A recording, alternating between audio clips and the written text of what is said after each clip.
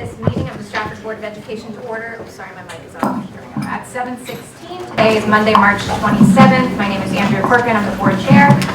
We do have a quorum this evening, and I will ask Mrs. Wiltsey to do the invocation and pledge for us, please.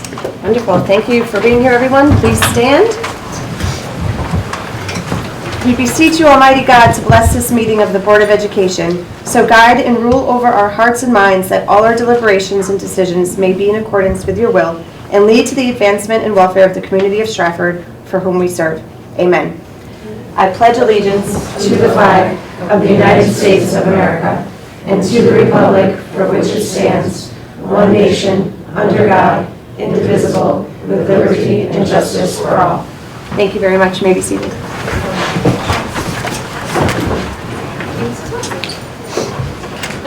We are going to have our student representative reports. Ms. Golding is not able to make it this evening, and so we have Ms. Yasmin here instead. So for Stratford High, Yasmin. And you'll have to tell me how to say your last name, please.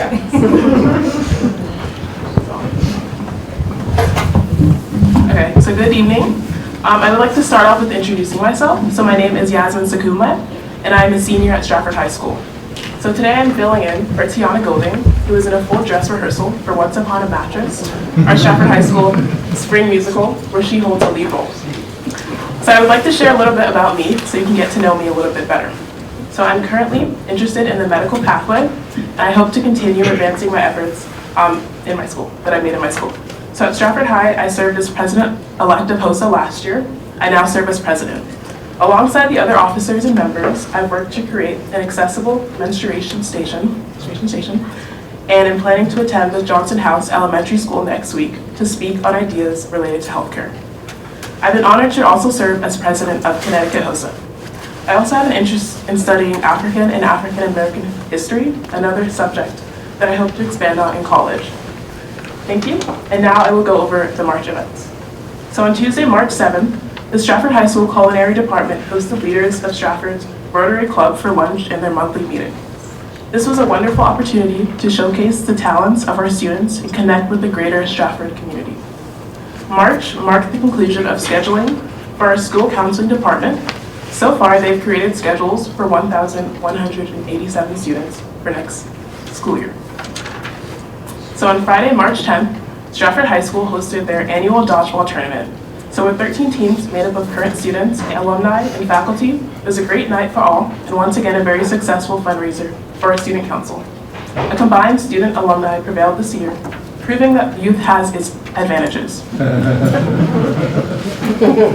On Saturday, March 11th, the first ever Stratford High School Science Olympia team traveled to Yukon for the nation's most exciting K-12 science competition. Students worked together in teams of up to 15 to compete in 23 events. These events range from year to year, but topics include anatomy and biology, earth science, chemistry, physics, geology, mechanical, and structural engineering and technology. Some events entail taking a test, while others involve doing hands-on labs or even building and bringing a device to the tournament. Thank you to Dr. Lucas, our department head at Stratford High School, for getting this off the ground this year, and also to Mr. Walsh and Ms. Clay.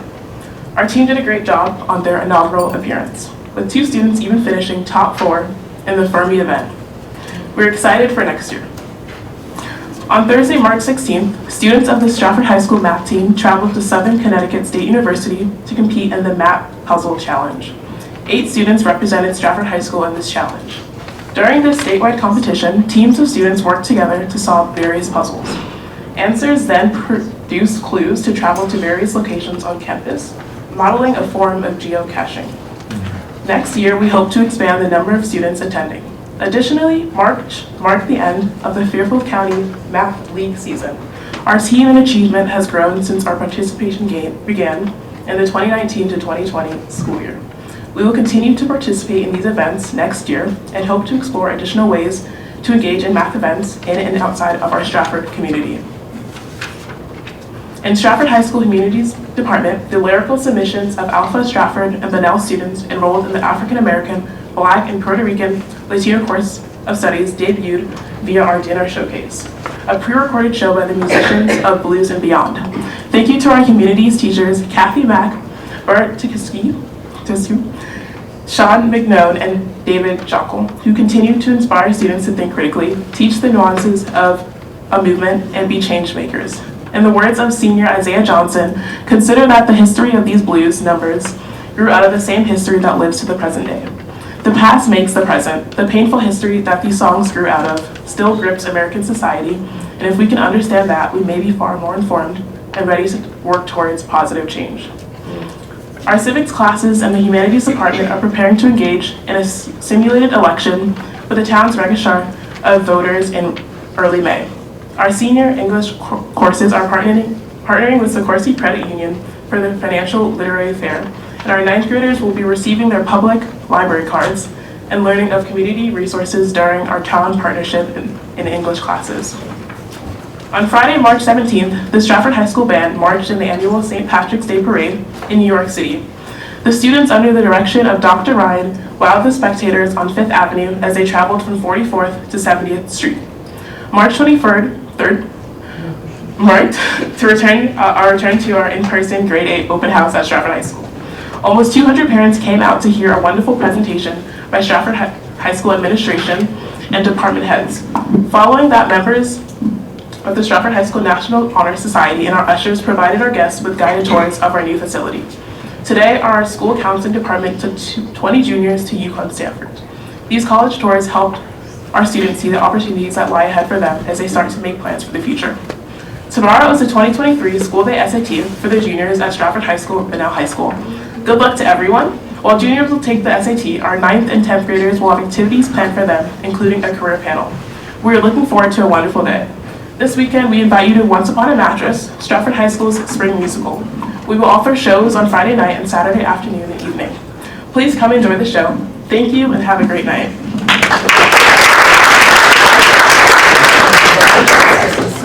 Stellar job, my friend. You're a pro. From Bunnell High School, we have Kara Etienne.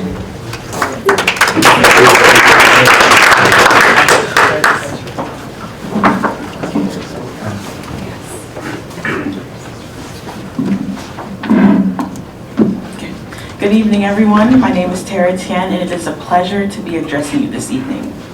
Congratulations to Bunnell High School AP Physics teacher, Miss Kristen Record, who was selected as one of 5 teachers in the nation to be inducted into the National Teachers Hall of Fame.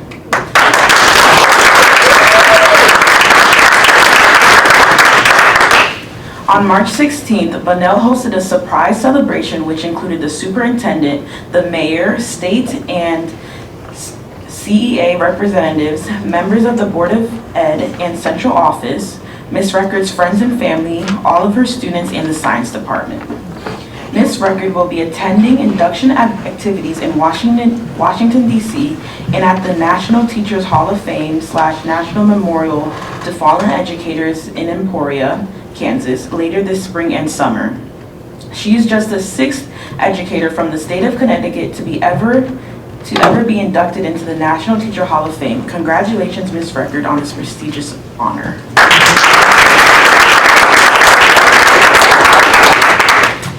The Men of Color was scheduled to have a visit from Senator Gaston on March 14th, but it was unfortunately postponed due to the inclement weather. On March 24th, Mr. Ramos had the opportunity to speak on behalf of Bunnell's MOC at the Connecticut Association of Athletic Directors Conference. Schools from across the state are looking to create student leadership clubs like the MOC at their schools. The Olivia Color Club has been working hard collaborating with our English department. On March 22nd, our English department joined the LNC meeting to discuss curriculum and effective ways to address tough topics in class. LNC is looking forward to continue that collaboration. The school counseling department has been meeting in small groups with students in the junior class to discuss planning beyond high school. Tomorrow, grade 11 students will be taking the SAT at Bunnell High School. The counseling department is planning a trip to Post University in April. This trip will be for the junior class. Priority will be to the students who did not attend the UConn visit in the fall. School counselors are continuing to prepare for the upcoming AP testing, which begins in May. The band returned from California after a successful trip to the West Coast. The students watched a screening of Chang Can Dunk in the Walt Disney Theater and performed in a parade in Disneyland in Anaheim. On March 2nd, the band was invited and attended another private screening at the Avon Theater in Stamford. The film has been warmly received by critics and audiences alike, and currently has a 94% rating on Rotten Tomatoes.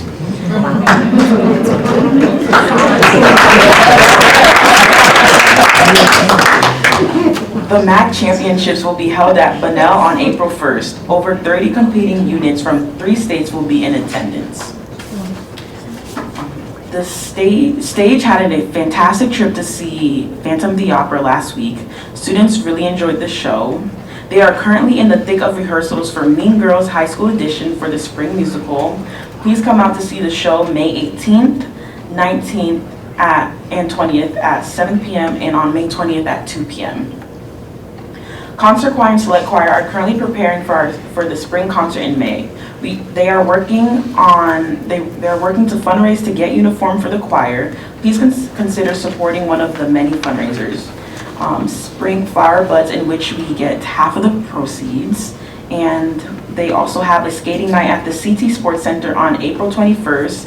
Please consider signing up and coming for a fun night. They will also be competing in June against other choirs in the area in Bristol, Connecticut. Bulldogs in Training will be heading over to Flood and Second Hill Lane on March 24th to take part in a team building activity along with a goals craft project. Young ladies from Second Hill Lane and Flood will be joining us. Interact Club will be taking part in the student-led Next Generations Conference in West Haven on March 25th. Two students, Candace Mack and Jessica Santos, will be facilitating two discussions. The purpose of the Next Generations is to facilitate a safe place for high school students to engage in constructive dialogue and exchange of ideas. Women's Empowerment Club has been busy with Women's History Month. We wrote positive affirmations to the 6th grade girls of Second Hill Lane and also created small posters of prominent women in history with a short bio to display in the halls of Flood. They took a trip to the Harriet Beecher Stowe Center in Hartford, Connecticut on March 16th. The purpose of this trip is to learn more about Harriet Beecher Stowe, specifically what inspired her to become an advocate of the abolitionist movement, the impact of her book, Uncle Tom's Cabin, and its complex historical legacy. Lastly, Women's Empowerment Club and Living in Color will be hosting our 2nd annual successful Woman Meet and Greet in the library on March 30th. Students from grades 9 through 12 will be able to meet these prominent women and discuss their experiences, setbacks, triumphs, and paths to achieving their goals. The purpose is to show young ladies that success is subjective to the individual and to provide these girls the opportunity to make connections with exceptional role models. Carl Mulligan's Wrestling and Madeline Grease Bowling were recognized as the March Athletes of the Month. The Bunnell football team took first place in the SWC weightlifting competition held last week at Pompeyron High School. Nominees to be inducted into this year's BHS Athletics Hall of Fame class include Mati Mendezabal, volleyball, Roy Estevan, football, and Mark Hardison, football, basketball, and track.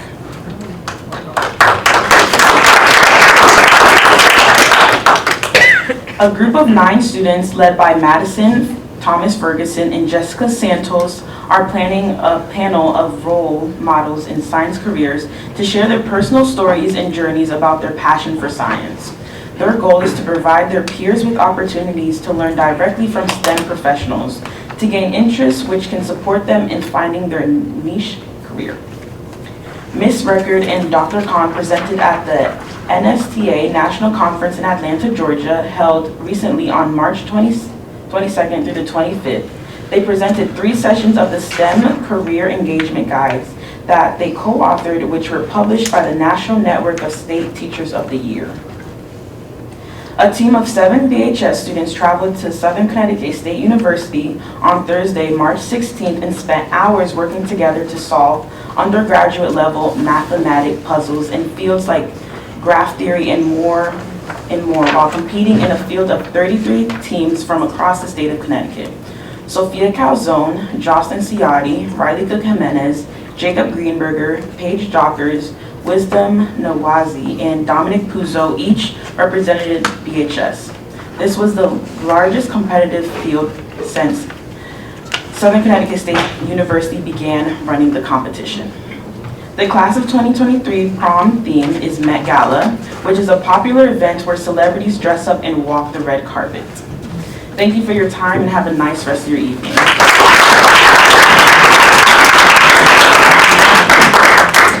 Thank you as always, ladies, and if you would like to scoot out, you're more than welcome to, although we are, of course, welcome you to stay. Fine.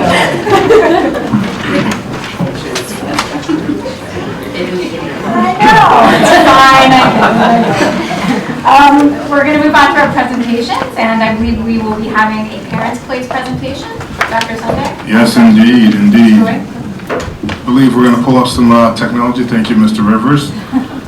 Really excited about this presentation. Earlier this month, a few of us were able to attend an event that was hosted at Parents' Place, an advocacy event.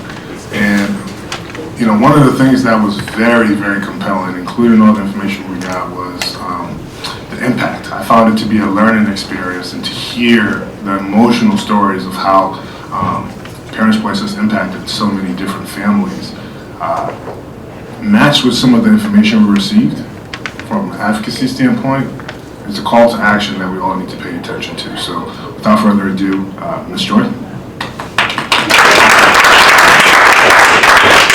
Good evening. Thank you very much for inviting us to come and speak about Parents' Place and share an abridged version of what we shared on our advocacy day.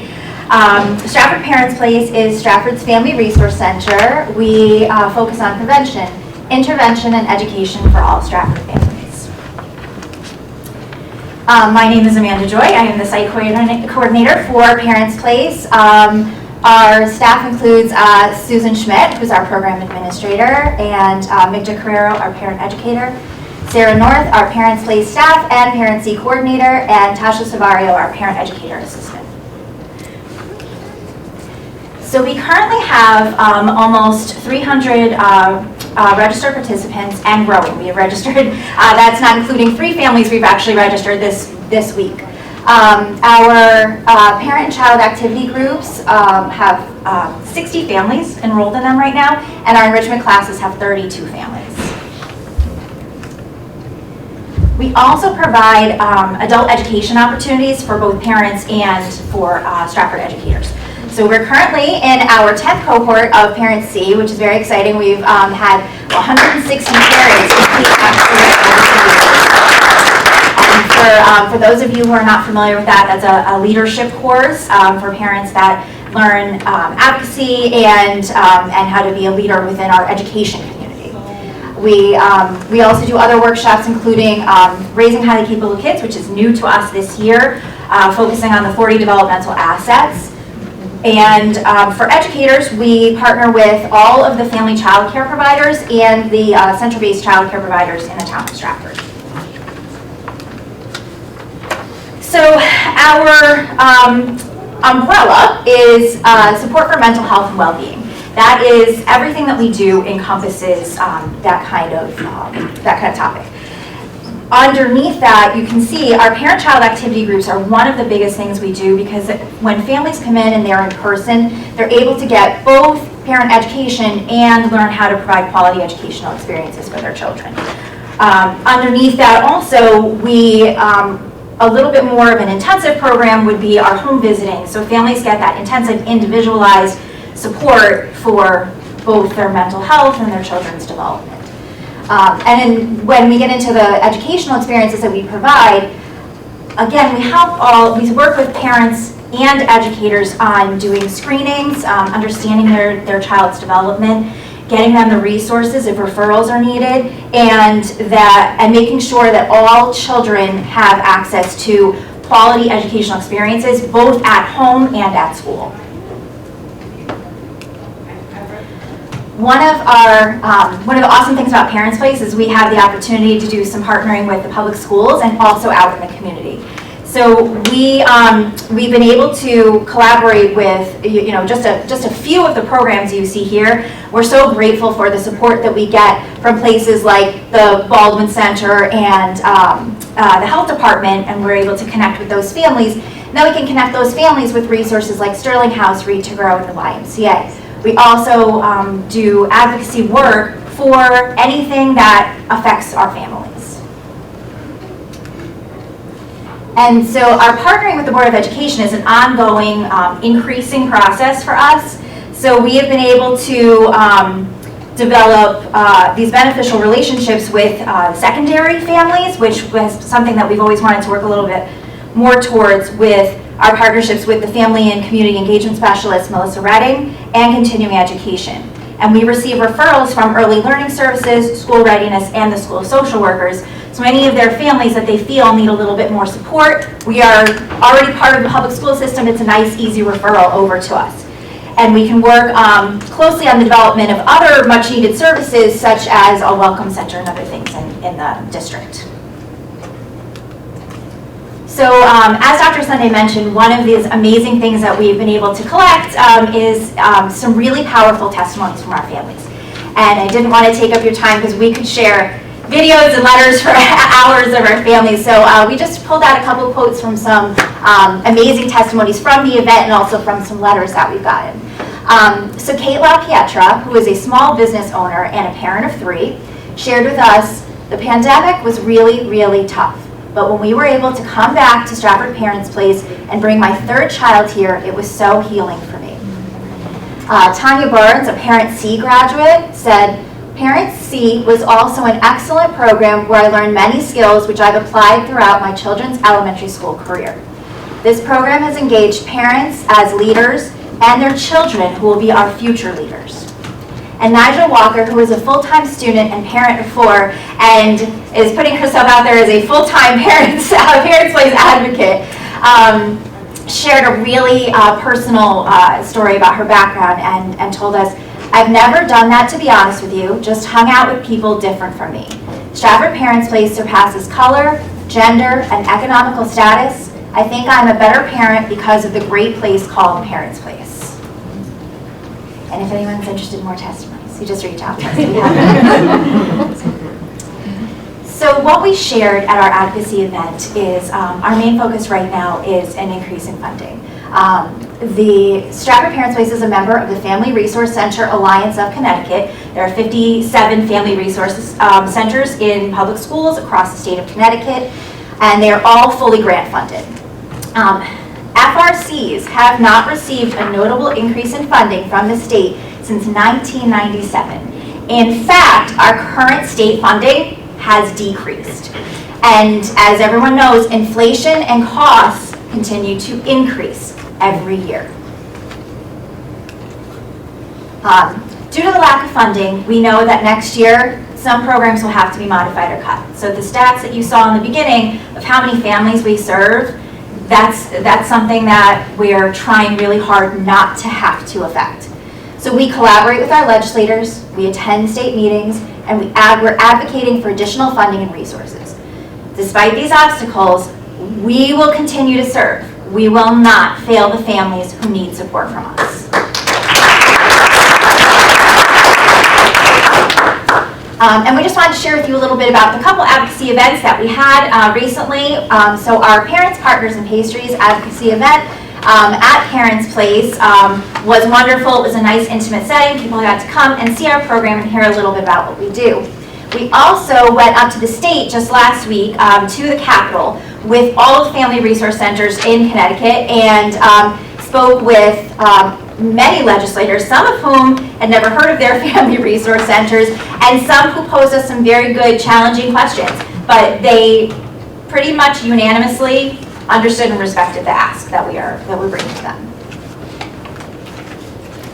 So, to sum up, right now it's imperative that we partner together for the health of our children, our families, and our community. Our FRC Alliance is remaining FRC strong. We are family strong, we are community strong, We are FRC strong.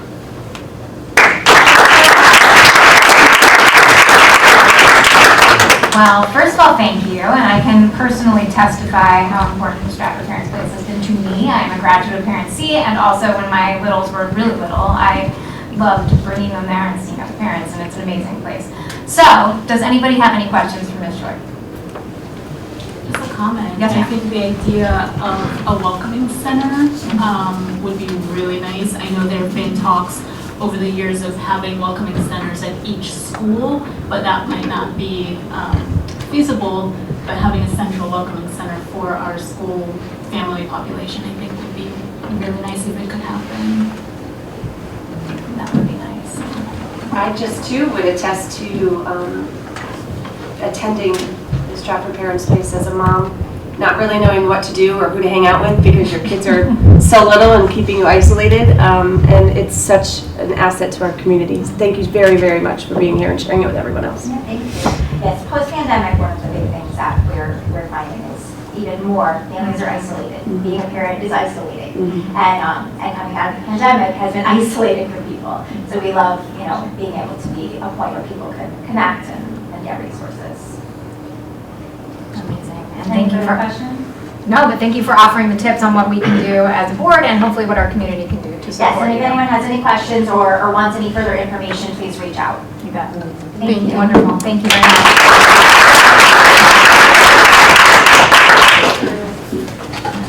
Love it. I will pass it off to Dr. Sunday again. Thank you for that, Mrs. Joy. It's my pleasure to introduce the newest inductee to the National Teachers Hall of Fame on March 16th. Benel did an excellent job of creating a surprise event for our very own Kristen Record in front of 100 people, and I think for me, most notably, what was pretty neat was getting a chance to talk to your family about you and learn quite a bit about you. I think it's important that we certainly do this recognition, but I think it's important for our stakeholders to understand the gravity behind this. In Connecticut alone, there's approximately 45,000 teachers. So to be one of 5, and Connecticut is a small state, to be one of 5 in the country when you consider all 50 states is a tremendous accomplishment. A tremendous accomplishment. And for those of you who know Kristen Record, she's been with Stratford Public Schools for 23 years. 23 years. It was incredible to watch your students sharing this experience with you. It was incredible to watch your colleagues. You had a friend drive from New Jersey, is my understanding. This is a recognition well deserved. Thank you for carrying the banner for us here in Stratford. Thank you for advocating for the profession. Thank you for taking care of children. And on behalf of the Board of Education, we have a small token to show our appreciation for who you are to us.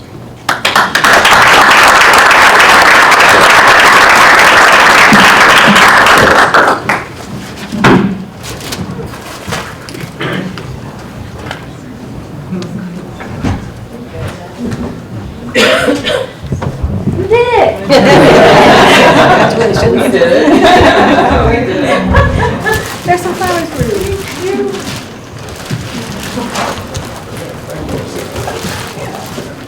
We'll pretend that's vanilla blue, Dr. Yeah. Oh my gosh.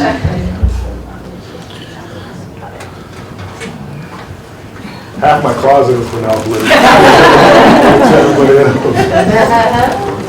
What's the other?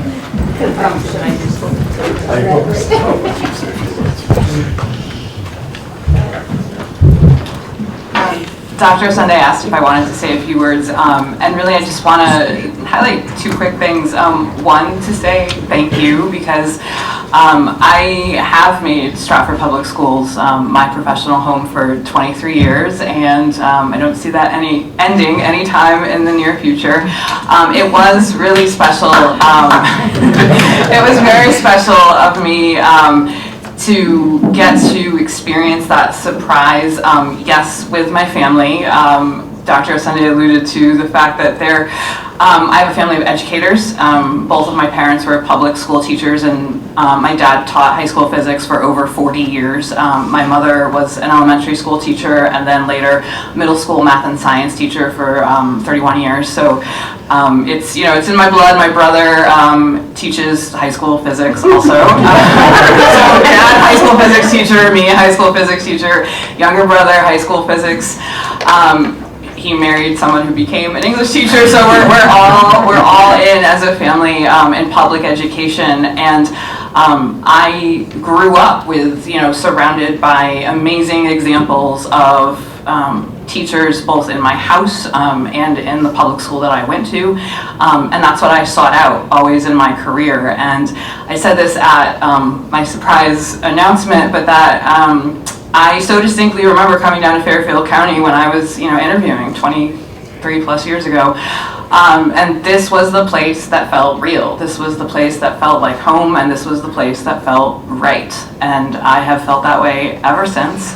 And what made that day at Bunnell really special was the fact that, I don't know, Dr. Graff, how you did it, but you got every single one of my kids in that library. And that was amazing, because they are what makes my professional life so happy, and they are what keeps me so attached and so in love with this community. So thank you very much to the Stratford Public Schools, to the Stratford community, my former colleagues, my current colleagues. I wouldn't be here if it were not for the fact that I've always been surrounded by excellence. So thank you to everyone.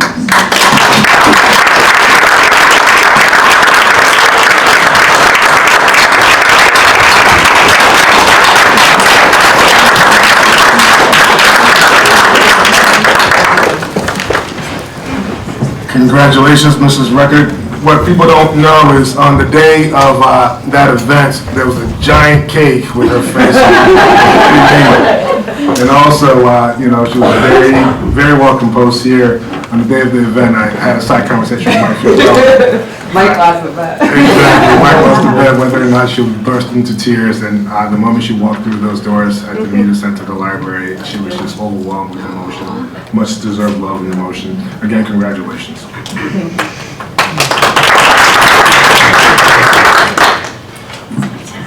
And you got one more presentation? One more. This is for the people who were sitting behind this bench. So March is Board Member Appreciation Month, and I think for our stakeholders, most people don't understand the volume of work that goes into being leaders who help shape the direction for the district, particularly a district as large and as complex as ours. So this month, we have a small token from district administration, our teachers and our staff and our families, to demonstrate our appreciation for everything that you do, the hours you commit.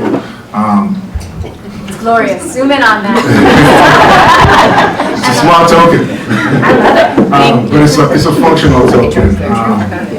I think particularly this time of the year, you spend so many hours around the obvious priorities that we have as a district. So on behalf of everybody, every student who walks into our buildings every day, every teacher who walks into our buildings, every family that partners with us, every community member that partners with us, thank you for everything you do for Stratford. Thank you. The group picture. Let's do it. Leave them up. I'm so excited. You have no idea. That's what I wanted. Sadly, that's true. Oh, you don't want us to? I don't want you to fall. Again? So magic. We're twinning. Twinning. Right in the middle, miss. Kiss me for my class, you. Not in the middle. Was it not in the middle? You want the tall guy in the middle? All right. Very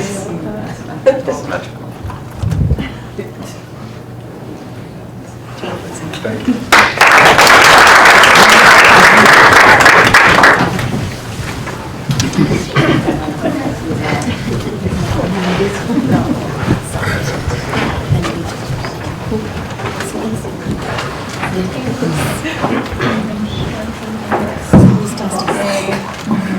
We will move on to our public forum session. We do have two speakers tonight.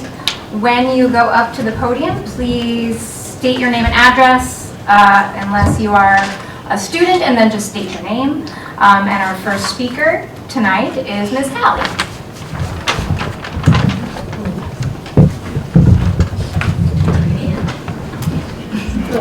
She's going to take the mic down. Yeah. So she can. Not excited.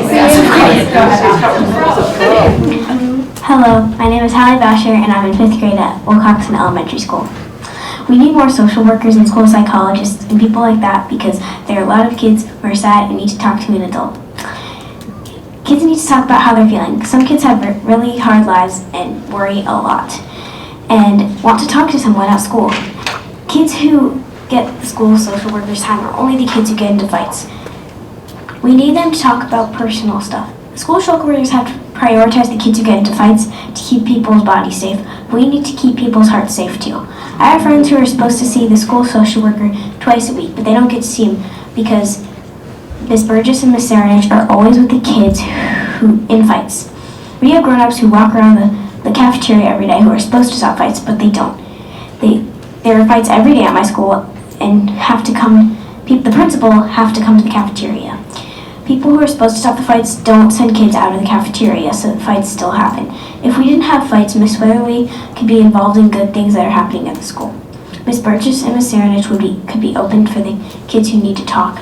I get so nervous that I get sick, and when I want to talk to Miss Burgess, I've only done it about 3 times this year because she's always with the kids who fight.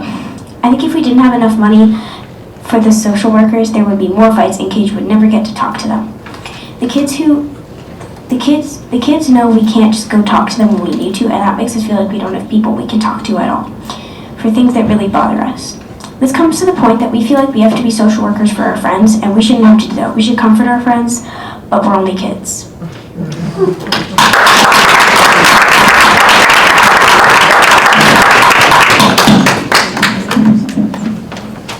Thank you, Ms. Hallie.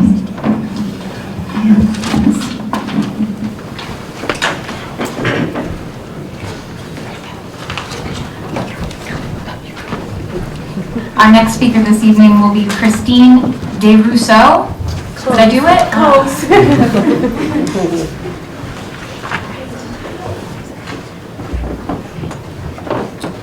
Hi, my name is Christine DeRousseau, and I'm here to talk about the school. Could you just state your address? Sorry, 55 Early Ave in Stratford, Connecticut. And I'm here to talk about the schools in their district. So I live on the Early Ave, like I mentioned, and my son is going to be starting kindergarten. And I sent out a waiver for him to go to Eli Whitney, and it kind of started off just for transportation. I work at Milestones in Milford, which is a private school, and I have to work from 8 to 3:30. So school starts a little bit later. So the waiver was geared to just for transportation for him to get to Eli Whitney every day safely. It got denied due to the numbers of students that's on that side of town, which I get it, but on my side of town, we only have one elementary school. I went to Center, which is no longer here, and there used to be Honey Spot, and then you had Johnson, so you were able to split up the students. Now on that side of town, you really only have Johnson. I don't count Lordship because they're kind of their own little island over there, so I feel like they're still not on our side of town. So I'm here today to say, like, what is the town going to do to kind of spread that out? I really didn't know too much about Johnson, but now that I know he has to go there, I'm not hearing, great things. There's no homework, the classrooms are crowded, so I'm just here to say, going forward, if you're not going to approve waivers, what's the next decision that you guys are going to make? Thank you. Thank you very much. And I think that is it for public speakers this evening. Ms. Lakudas? No? Oh, she did say that's it. Okay. I thought you said not yet. Okay. Well, thank you for everybody who came out to speak tonight. I appreciate it. We're going to move on to our administrative executive report. Dr. Sunday, you're up first. Thank you, Madam Chair. I just want to start by saying I appreciate our speakers. I think, listening to the parent, that level of advocacy, there's some things we have in motion. It will take some time because it involves acquisition of resources and some diligent planning. But also the young lady who spoke, there's a statement that really stood out to me, the need to keep people's hearts safe as well. And I think that's a prevailing discussion that I think it's important to fall on the ears, certainly of all of us behind the bench, but also in other parts of our communities. Just quickly, just want to make a quick plug to our juniors at both high schools. Good luck tomorrow in the SAT. It's a big day for them. I know our schools have been working diligently all year to prepare them. We wish them the best of luck. Get a good night's sleep, come fully prepared, and knock it out of the park. Next, we're finalizing the district calendar. We will pin down our PLC days as well, and I know it was also quite important that we illustrate our conference days and open house days on the calendar as well. So we'll have that ready to go for April, and that will go out to our families early so they have their position to plan in advance. April vacation is about 2 weeks away. I know I've heard from a few people they're looking forward to it, and I think it's a much-deserved break. People have been working incredibly hard this year, so we're hopeful that people really take that time to disconnect and enjoy some time with family and friends.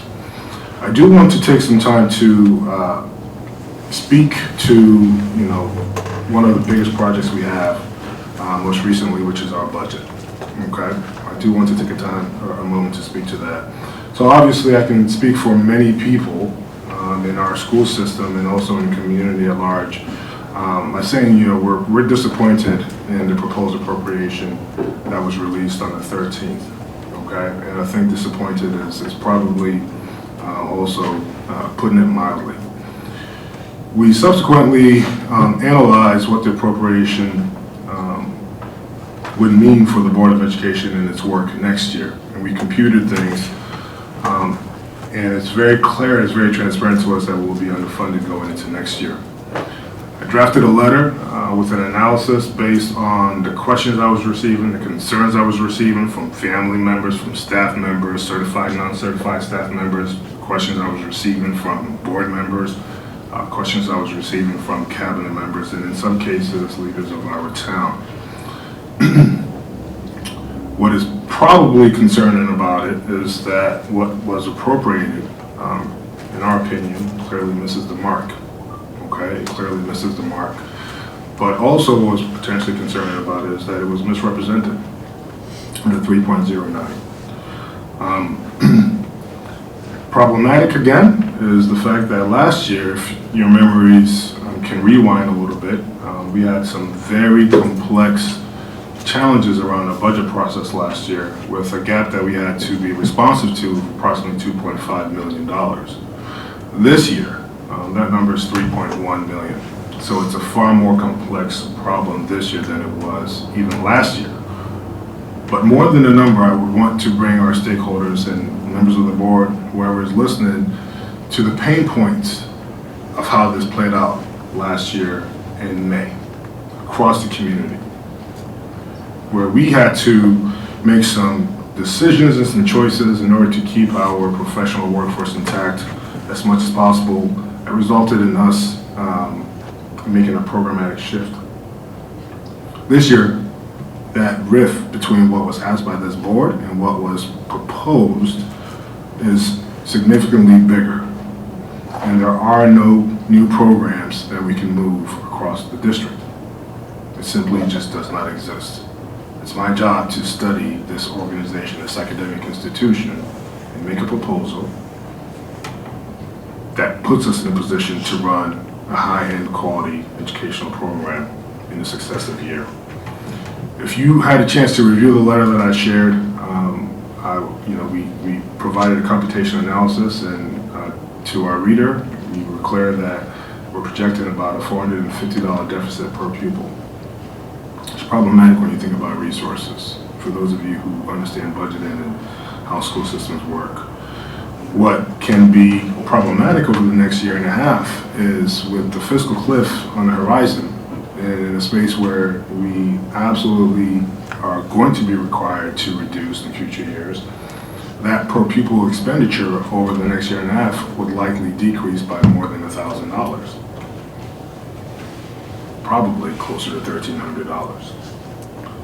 So when we talk about underfunding, and I understand the rhetoric, I understand the narrative, but the one thing I think we can all agree on is that you can't argue with numbers. You can't. You just can't. And when you start to talk about numbers, there is an ethical responsibility as you understand numbers in the way it impacts children. I'll say this, and this speaks to, in part, to my disappointment. Okay? When studied over time, the last few budget cycles, handful of years, to the trained eye, it would seem that there's been a deliberate intention to depreciate the quality of the educational programs and experiences we provide to Stratford children. We have an opportunity to reverse that trend. It's an opportunity that was met with a commitment from this board, from my administration, to do as much as we can to be responsive to some of the priorities of the town. And our commitment was to do an internal analysis in the way that we presented the most fiscally efficient budget that we could. And we were fortunate to do so in a way that the number that we asked for was by far the lowest in the region. We don't have any more programs to move. And next year we have about 6,800 kids who will come to school. So yes, I think it's serendipitous is certainly not the right descriptive, but it's ironic to hear a young lady, a 9-year-old, speak about her experience in school. And I think that if we continue to move in this direction where we continue to chip away, whether it's 25 people this year or 100 people over the last 3 years or 4 years, I think we're going to hear more 9-year-olds make statements like that. I think we're going to hear more parents have a right to complain about what their child's experience looks like. We have teachers who wake up every day and come to schools. They're teachers, they're not magicians, right? They're teachers, they're not magicians. This is Stratford Public Schools, not Hogwarts. I say that in jest, but it's true. People are working incredibly hard. And they're doing this on the heels of the pandemic where there's so much more to do. For those of you who've been educated for a long time, I think the narrative, the national narrative or national expectation of do more with less is something we've heard from the 80s, from the 90s, the 2000s. I can't stand in front of our staff and tell them to do more with less. Not when we have improvement needs, not when I hear 9-year-olds talk about their experience in that way. And ironically enough, what that 9-year-old did was not really talk about just herself, she was advocating for her peers. And when you think about it, uniquely enough, Wilcoxon has more stability than some other spaces. So we have a lot of work to do. Now, fully conscious going into this, we felt it wasn't likely that we would receive a 3.9. But a 1.2 misses the mark. So as we go through the next several weeks and we meet with town leaders, I'm hopeful that there will be some kind of an amendment to what has been proposed as an appropriation to the Board of Education. Because what in its current form has been proposed is one of the lowest appropriations that the Board of Ed would receive in years. That's it for the superintendent's executive report. Thank you, Dr. Sunday. Any questions for Dr. Sunday? Yes, sir. So I had sent you an email last week, which you responded to. There was a lot of detail in that, and we heard the young lady speak today about the fights in school and the discipline, and it seems to be an ongoing issue, and I know you went through other programs and things that are going on, but it doesn't seem like they're working, so I don't know how we move. There were the fights at Worcester, the fights at Flood. I've seen some of the videos of the fights at Worcester, and I saw teachers getting knocked down. I saw hallways full of kids, beating on each other. Just seemed like anarchy. So it doesn't seem like, what we're doing is working, so, and the young lady here talked about her experience in an elementary school, so it seems system-wide, not necessarily just, so I don't know what we can do to change it, I know things are different obviously than you were in school, when I was in school, and discipline and respect for our elders is not what it used to be, but, so what do we do? Yeah, no, I'd start with a couple of things. Number one, I would think you are sensationalizing things far more than it actually is. I would actually argue with you or make the argument that our data would suggest that things look different. I think over the last 3.5 weeks, things have been quite turbulent, most notably with our middle schools. But if you recall, over the last 2 years, I've shared that the most turbulent demographic developmental group for us in our district has been the middle schools, right? If you also rewind to the proposal, I did have a response, which right now it's in a completely static position, right? But this is the reality of things, okay? It's not, and it's not going to go away, right? One of the things that I've shared publicly to the board, to our families, the town liaisons, and town leaders is our objective, ironically enough, we can't stop fights. Our job is to decrease the volume or the frequency of how often they happen, okay? The altercation that you are citing, because I saw that video as well and I had a whole team deployed to respond to support the school. The altercation that you're citing was an altercation between two 12-year-old girls, right? There's more than one on the video. There's more than one. If we're talking about the video, there was 3 videos of fights. Where are you seeing videos? I'm sorry, I have to interject. Where are you seeing videos? And they were posted somewhere. Somebody showed me videos. Like from the closed circuit television or whatever, from the... No, there were kids who recorded them. so I would actually, I would push back on that because again, I think that's likely fabricated. You said 3 different fights, and whenever there's a fight, I speak directly to our principals. So it's possible that these things may be happening and they don't reach the attention of our principals. But anything that gets to our principal's desk, they notify me. I promise those videos exist because I have them on my phone. I'm not disagreeing with that, okay? And I'm not saying. But what I also just shared was if they got to our school leaders, then it's likely it would get to me.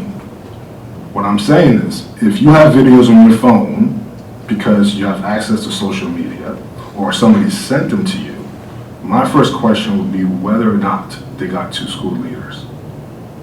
But they were raucous, hallway filling, knocking down teachers in the midst of the fight. So to say something to that level didn't get to the teachers or to the administration is even more scary.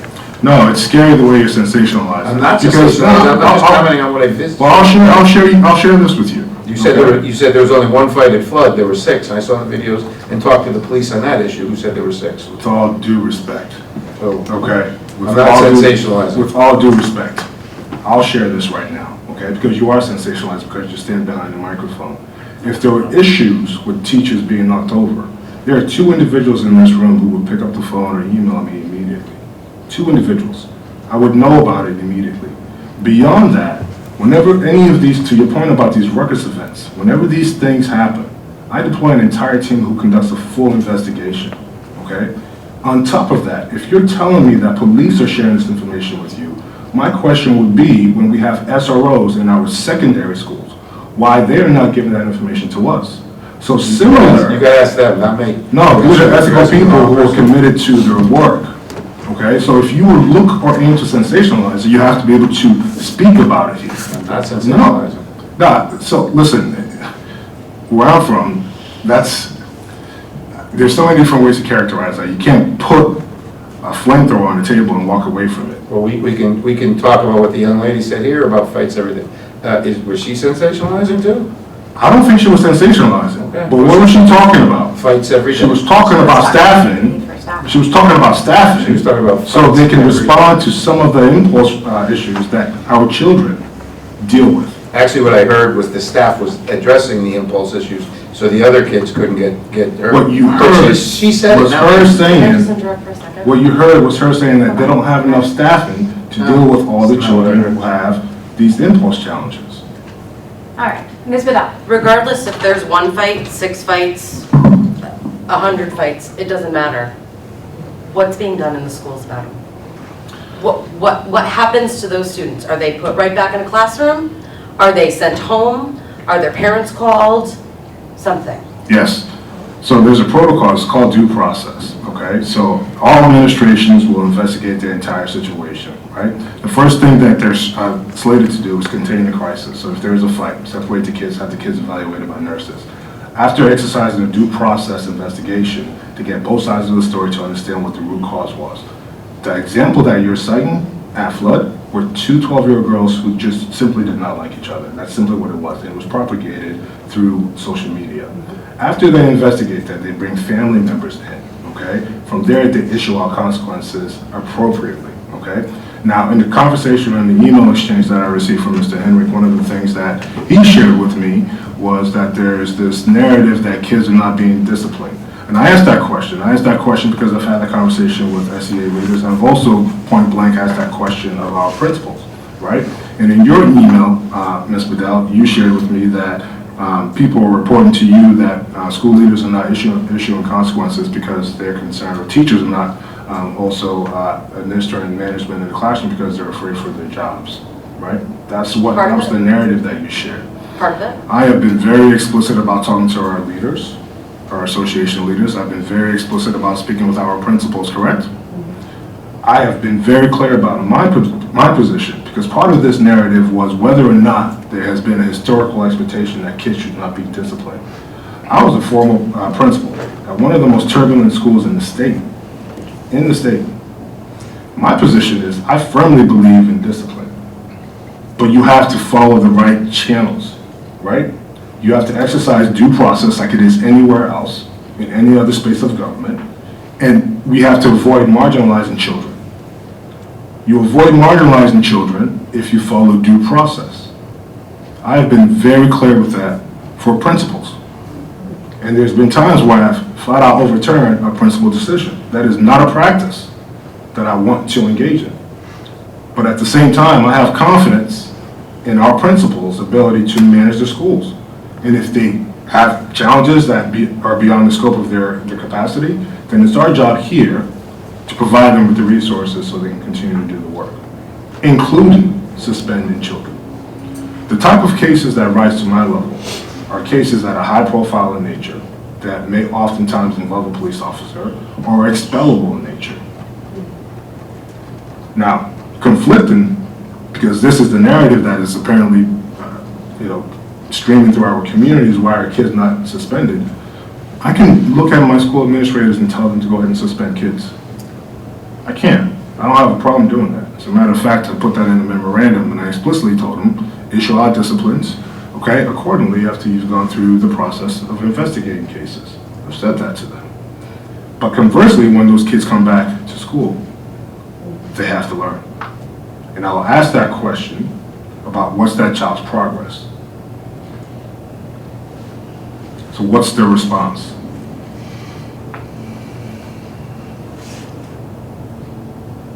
I think I would like to hear ideas. What's their response when they come back to school? How do they learn? What's the response from when we have kids who are chronically suspended, but they are now required to come back to school? We have that new program. Depends on the situation, but there's a lot of programs that deal with troubled students. There are social workers, there are psychologists, there are Child people just said that we don't have enough social workers. Okay, maybe we don't have enough there. Wow. We have lots in the district. Appropriating resources in the areas would be. I would argue that. I mean, I would argue that we can pull some from others, mental health resources and divert them. I would also like to put on the table that perhaps we need to reevaluate and redistribute our cell phone policy, because I think that certainly plays a role in some of the issues that we're facing. I also perhaps would like to close on this piece, okay? Because we can suspend children, okay? We can, and I've been clear about that. But the other piece now is that there is direct implications of what suspensions look like for children, particularly children who do not have supervision at home, okay? Now, there's research that says that 85% of juvenile crime happens when? During school hours. 85% of juvenile crime happens during school hours. So if they're not in school, particularly for kids who are repetitively suspended, who when they come back, they realize they're credit deficient, they're likely not to come back to school because there's no point in coming to school because it's impossible for them to move on to the next grade or graduate. I can guarantee you, they're not just sitting on the couch at home. So there has to be a delicate balance about how we manage schools, about how we make sure kids feel connected, about how we communicate behavioral expectations, about how we get kids to treat each other and how we get kids to treat our teachers. But there's also resources that have to go a long way in making sure that that dynamic works. So you're asking the right questions, but as I said earlier when we were talking about the budget, the people who are in the buildings are not magicians. And I said this at town liaison meeting, I wish I had the resources to make sure I can put one adult with every child who makes a poor decision. But the fact of the matter is, every time we sit behind this bench for the last couple of years in the spring, we keep having conversations about removing adults from spaces where they can potentially help shape how a kid makes decisions. That's the reality of things. That is the reality of things. So we can't sit here. It's not enough for you to put something hard on the table and say, you go take care of it. I'm an educator with an enterprise of about 7,000 children. There are 13 principals with buildings of about 550 kids apiece.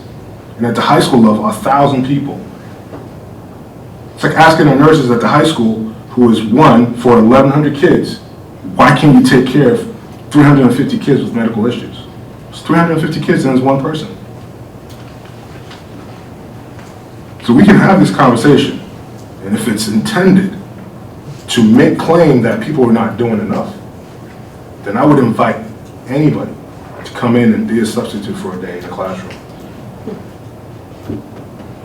Ms. Keating. Thank you. Indulge me, a couple of things. First, Mr. Hendrick's comment, go ask the SROs. We are funding those positions, so I do think you bringing something like that to Dr. Sunday to be like, I'm hearing from town police, not our SROs, like look into this, right? Like we have to make sure that these positions that we're funding are effective, not just, well, I don't know, right? That's concerning to me, like if town police is giving information and our SROs that we have in place aren't even aware of the situation. I did want to propose something because when, just who I am as a person, right? Like when I see there's an issue, I look at how did I contribute to the issue, or what can I do personally to help?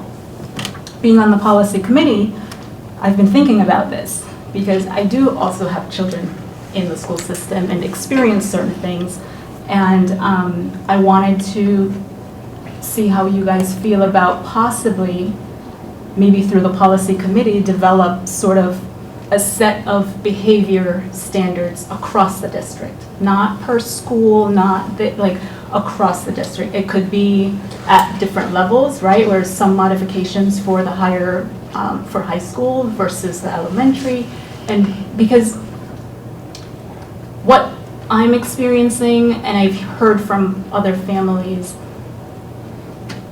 there's some lack of accountability, and the children are also feeling where, well, I was offended as a child, I experienced something, but I did not see where the person who violated me experienced any consequences. Right? And children, you're raising your child to understand that there are consequences to certain behavior, and then you're sending them to school and they're not seeing it. And I understand some of the reasons why they're not seeing that, because they're trying to protect each child and not have, whatever happened to them be public, right? I get that piece. But I also have to think about the fact that everybody's being raised differently in their households. So you're bringing all of that into a pretty large district. We need to have some standards to say, once you come through these doors, this is what's expected of you. The teachers need to know, like, if this child does X, Y, Z, here are the consequences. The principals, everybody needs to be on the same page, right? And if the teachers are advising children to say, hey, if you don't behave, this is what's going to happen. Right now, they don't have that. So I'm proposing that we come together and put something in place as a board, doing our part in helping to solve some of this. It may not end fights, right? We've all been in school fights, in our days. That's not going away. I don't take you for somebody Just me, everything. but not physical. I'll say this. But- It's a brilliant recommendation, and to be honest with you, because of the turbulent spike, certainly over the last 3 weeks, we've actually initiated that process, because you're absolutely right, it looked different across 13 buildings. So Ms. Borges, Dr. Daniels, our principals were part of the conversation, and they're doing some surface level vetting out right now, because we're looking to norm the process, right? Particularly, we call that a discipline matrix or a conduct matrix. So that's work that we initiated about 2.5 weeks ago. Okay. It takes a lot of work, it takes a lot of research to make sure that it's responsive in a way. It accomplishes, it's almost similar to the way you design policy. Right? So you design it for a specific ends, and you try to capture every aspect of it so things don't fall through the cracks. But we're also conscious to make sure that when it's written, okay, it does not unintentionally marginalize. Absolutely, and I'm very aware of that, right? I'm very mindful of that, but I do really think it should be under our policy, our list of policies. So the work that, you said your cabinet members are working on, yes, that can come up, but it should be brought to the policy committee. We should look at some ideas as well and put our brains together and put something effective in place. I don't think it should be over here and where does it live, it should be on our website, under our policy, this is it. Families know this is it. And can we ensure that there's a peer-to-peer review process included in it and things that we've talked about in the past? I think similar to other policies where the administration of it, right, is not necessarily what we do, even though we get to review that piece. We can have input there, but I want to make sure that we have all these sort of items laid out clearly, very clearly for everyone to understand. Right. And it holds everyone accountable, because if my child does something wrong to another person's child, they can see, well, yeah, your child was wrong and this is a consequence. That right now, it's a little bit like nobody understands what's going on. I think that's a slippery slope. Okay, I think that's a slippery slope, and I'll explain why. And as you're talking, I think I have a pretty good understanding of what you're trying to accomplish, right? So you're trying to make sure that there's a standard in practice, okay? But oftentimes when you see conduct policies that are shaped by the board, it's typically suspension and expulsion policies more than administrative discipline. So code of conducts are typically designed by administrators, oftentimes in conversation and consultation with their teachers. It becomes a full-blown administrative responsibility, because outside of perhaps a teacher detention, the only people who are statutorily positioned to issue out consequence is an assistant principal or principal. Even deans, typically they process things, but it still has to be approved by the administrator. And the reason why that is because in some cases you have to take the entire continuum for kids' situation and context. It may not fit seamlessly into the matrix that's adopted by the board. For example, if there's a child with an IEP, it doesn't matter what. No. Right. But that matrix would be a lockstep. Right. It would be a lockstep, right? Well, I think what I'm thinking, it doesn't have to include every consequence, right? Because that some power has to remain in the administrator's control.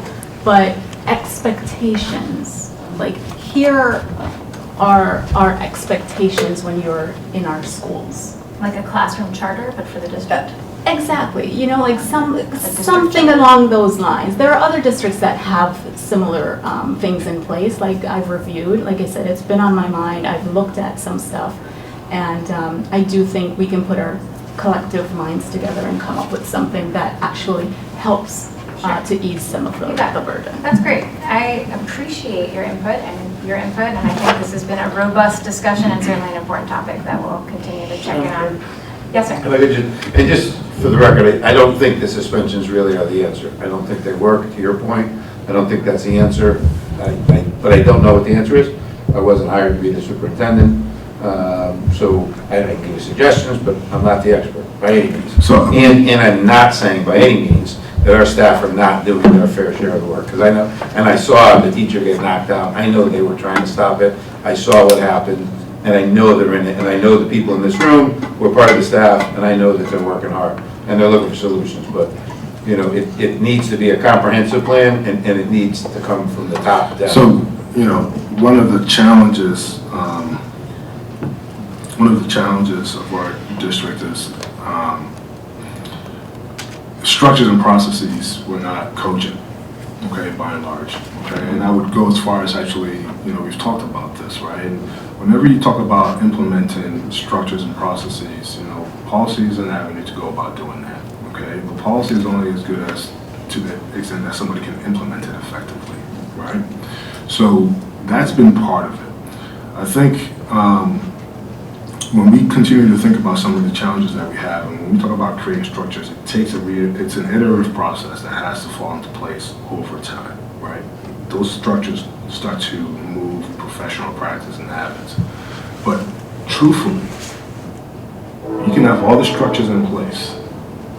If it's not adequately resourced, then the structures will be null and void. It will crumble. For anybody who understands design principles, okay, there are anchor points. So I appreciate, you know, I appreciate your response on, you know, I'm not the expert, right? But I don't think a lot of people are the experts. These are children, and in many cases, children are very unpredictable. I got a 12-year-old. I have no idea what that kid is doing 1 hour to the next, okay? But we have to be able to set the conditions, set the expectations, hold the kids accountable, right? And that's part of structure, okay? That's part of structure.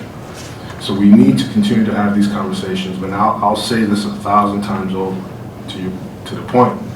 To the trained eye, if you look at how we have systematically trimmed away at this organization, and we're looking at the same thing. So in a couple of weeks, we're realistically looking at trimming away personnel. And on top of personnel, we're looking at trimming at resources, at materials. These are all things that completely trim down the infrastructure of the school system and impacts the quality of the educational program we can offer to 7,000 children.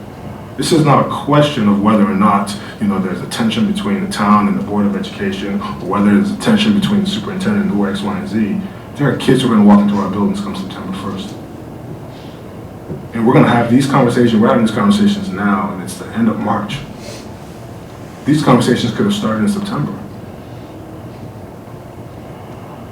And it can happen every month. So we have to make a decision here. And whether it's the difference between having these kinds of conversations on a repetitive basis, or whether it's funding the board, those are real conversations. One of the questions you asked, if I recall correctly, last year, you asked a question about chronic absenteeism. That's on my list for questions later. Mr. Herrick, I remember everything you say. Sometimes at 2 o'clock in the morning. But you asked that question, right? For a child who has that experience, what motivation do they have to come to school the next day? That's a 9-year-old. She'll go to school because her parents will tell her to go. A 16-and-a-half-year-old who walks to school may choose not to go. It's a legitimate thing. So it's more than just, you can't just sit here and pontificate and say, you know, this is what's wrong, this is what's wrong, this is what's wrong, right? My high school coach used to always say, if you point a finger, it's 3 pointed back at us. What are we going to do about it? Right? It's really the conversation. It takes more than people in this room. We can't keep having budget cycles like this year after year. Last year was a difficult spring. But the sad part of what was difficult about it last year is I had a teacher who was impacted say to me, you know what, Dr. Sunday? This happens every year. That's literally, and I see my colleagues nodding their head. At some point, it has to change. It has to change. Ms. Vidal. I was just going to say, going back to the point at which students have entered into fights, or we need more resources, or we need to entice them to come back to school, a matrix, a conduct matrix, a behavior matrix, something along those lines entices them not to do it in the first place. So I think there's something to be said about holding the students more accountable in the first place instead of letting it get to that point. I agree. And let's also focus on improving the climate of our schools, which can be done by being properly funded, because if we make our schools a positive, wonderful, happy place to walk into, then I think we'll find happier students and staff. I'm all about it. So, thanks for that conversation, guys. Any other questions on an unrelated topic for Dr. Sunday? Spectacular. Thank you. We'll move on to Ms. Mangini's Chief Operating Officer's report. Sure, thank you. Actually, my report this evening is a little bit different because my focus is simply on thank yous. So I would first like to take this opportunity to thank my business office staff, or the business office staff, under Susan Nicholson's leadership. They have done a whole lot since January 1st, and I think sometimes we forget just how much comes out of that office. They actually had to get all the W-2s, 1099s, and 1095s out in a timely manner, which I know doesn't sound like much, but with over 1,000 employees, plus all our substitutes, plus all the employees that sadly have come and gone since the start of the fiscal year, but also don't forget this was the entire calendar year. It was a Herculean task, and they did a tremendous job. During that same time period, they also managed to complete the retroactive payment for our custodians, which was an 18-month calculation. And again, they got all of that done with smiles on their face, maybe a little bit of stress, and I tried to bring them some goodies once in a while in the morning to make it a little bit more bearable. But nevertheless, they are an incredibly hardworking, dedicated group of employees, and I really felt they were just worth acknowledging here this evening, and I'm really grateful to be working alongside of them. And the second thing I would like to take the opportunity is to thank our board members for all your dedication to our students. Frankly, yes. As a former board member, I really do understand how many hours go into this position. We often forget that the board meetings are just a small portion of the time that you commit to the district and our students. You spend lots of time, I'm sure, attending various workshops, reviewing your meeting packets, or simply attending one of the many school activities that you are invited to. And we extend our most heartfelt thank you to all of you for the time and commitment that you provide to the Stratford Public Schools and to ensuring a really tremendous educational experience for our students. So thank you. Thank you. Thank you, Ms. Mangini. That's my report. Excellent. Any questions for Ms. Mangini? Who's going to question that? Yeah. Do you want? Thank you, Ms. Mangini. We'll move on to Dr. Data and her teaching and learning report. Thank you. Good evening, everyone. And it's very difficult to follow Ms. Mangini after that. I was also going to extend my thanks as well.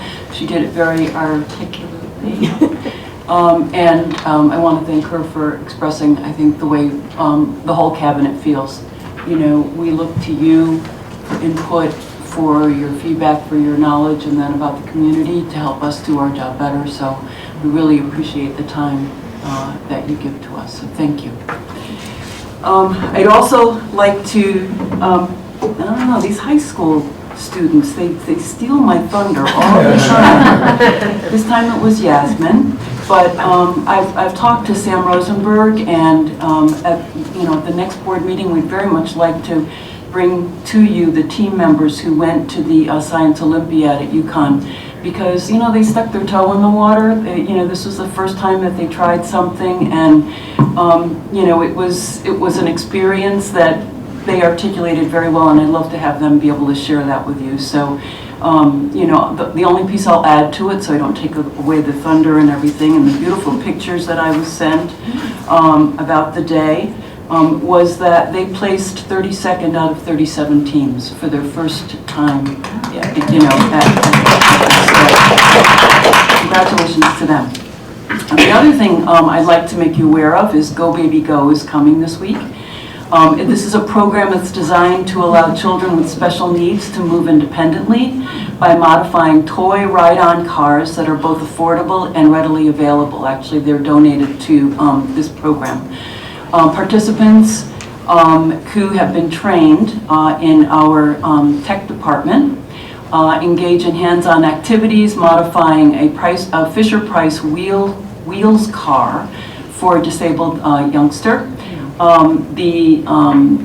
They've been trained by several individuals from Central Connecticut State University last year, and they're very excited to bring this to Stratford and engage in community efforts with this particular program. So tomorrow evening at Stratford High School, starting at 5:30, there will be 4 children and families that will be the recipients of the vehicles. And the goal is to work with occupational therapists in ensuring that it has been made, the vehicle has been made to fit the rider, and all components are safe and working properly so that the vehicle can be taken home. And I know that they've been working with Ms. Borges on that and her department and helping to support that. The other thing I just wanted to mention is on Wednesday, all of the admins in the district are going to come together for our monthly admin meeting. And through the efforts of Ms. Temple, we have a speaker this Wednesday. His name is Baruti Kopeli, and he's a highly regarded urban educator in New Jersey. He's been an educator for more than 20 years and distinguished himself as a master teacher and a transformational school leader. As an elementary teacher in New Jersey, he was named the East Orange School District and Essex County Public Schools Teacher of the Year, and a finalist for New Jersey State Teacher of the Year. As a middle and high school principal, he led the turnaround effort of 4 different New Jersey urban schools, including the mighty Newark Tech, which went from a low-performing school in need of improvement to national recognition, which included U.S. News and World Report magazine recognizing it 3 times as one of America's best high schools. Kefeli is one of the most sought-after school leadership experts in North America. He's the author of 13 books, including ASCD bestsellers. This is one of them that our staff was reading. And I just know that everybody that has heard, I personally have not heard him speak, but I know everybody else that has really given him very high marks. So we're looking forward to welcoming him to Stratford on Wednesday. Exciting news, Dr. David. I love the Go Baby Go program. That sounds so exciting. Wonderful. Thank you for sharing. Are there any questions for Dr. David? A couple questions. So, chronic attendance. I had asked about that at the end of last year and hadn't received any information and didn't know if we track those numbers, per school, per how many kids are in that. I don't know, and I think that's the term, chronic absenteeism. But what the number is that initiates that process at this time of the year. I know we're closer to the end of the year, so, but what number initiates that, and how many students we have in each school that are at that level, and how we're addressing that? We have that. I thought maybe I had prepared something for you earlier, but I'll go back and check. But certainly I can give you an updated report. Okay. And then the dual language program. I had asked a couple times just the scores to see how they the students in the dual language program compare to the students. I know, just for clarification, I know we did a presentation a while back, and that was more in reference to students of color, but I'm looking more for the dual language students in comparison to other students. That classroom model, whatever you call it, how they compare to the other students within our district. So, that was it. Sure. Yeah, Ms. Massari's here, I saw her. Before we get to that, the request for the chronic absenteeism data you asked for at the end of last year, we did provide that for last year, right? We did provide that. We can get that again, but for this year, if you're looking for that data, we can certainly aggregate that as well. But before I ask Ms. Massari to come up here and maybe speak to some of the performance data, perhaps I can maybe ask you, what's the interest with this subgroup of kids compared to other subgroups? Well, it's a different model program, and then as we look at its success, or if we're paying twice as much for kids to get the same results as the other kids, then is the program successful? I'm just curious to know how it compares to the other students, so as we're looking at these budget issues and these budget items and this re-engineering, is it a... So it is a budget question. But we're not, In part, we're yeah. not paying twice as much. I don't know what the number is. Well, it's not. I said, but most of our classes have 2 teachers, I but... think it's a fair question. I just wanted to know the root of that, and I'm going to ask, it's a research-based program. The design is a research-based program. There's an accreditation body, but Ms. Massari is an expert at this work, and she's created a signature program for us here in Stratford. I'd like to invite her to maybe speak to some of the numbers for our children.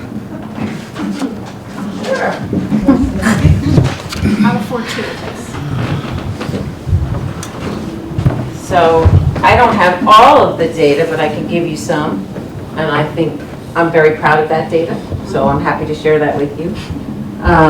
In terms of the iReady Winter Diagnostic Dual Language Program, finished the 27% of students at grade level or above, and there were only 2 other schools that finished above us in that.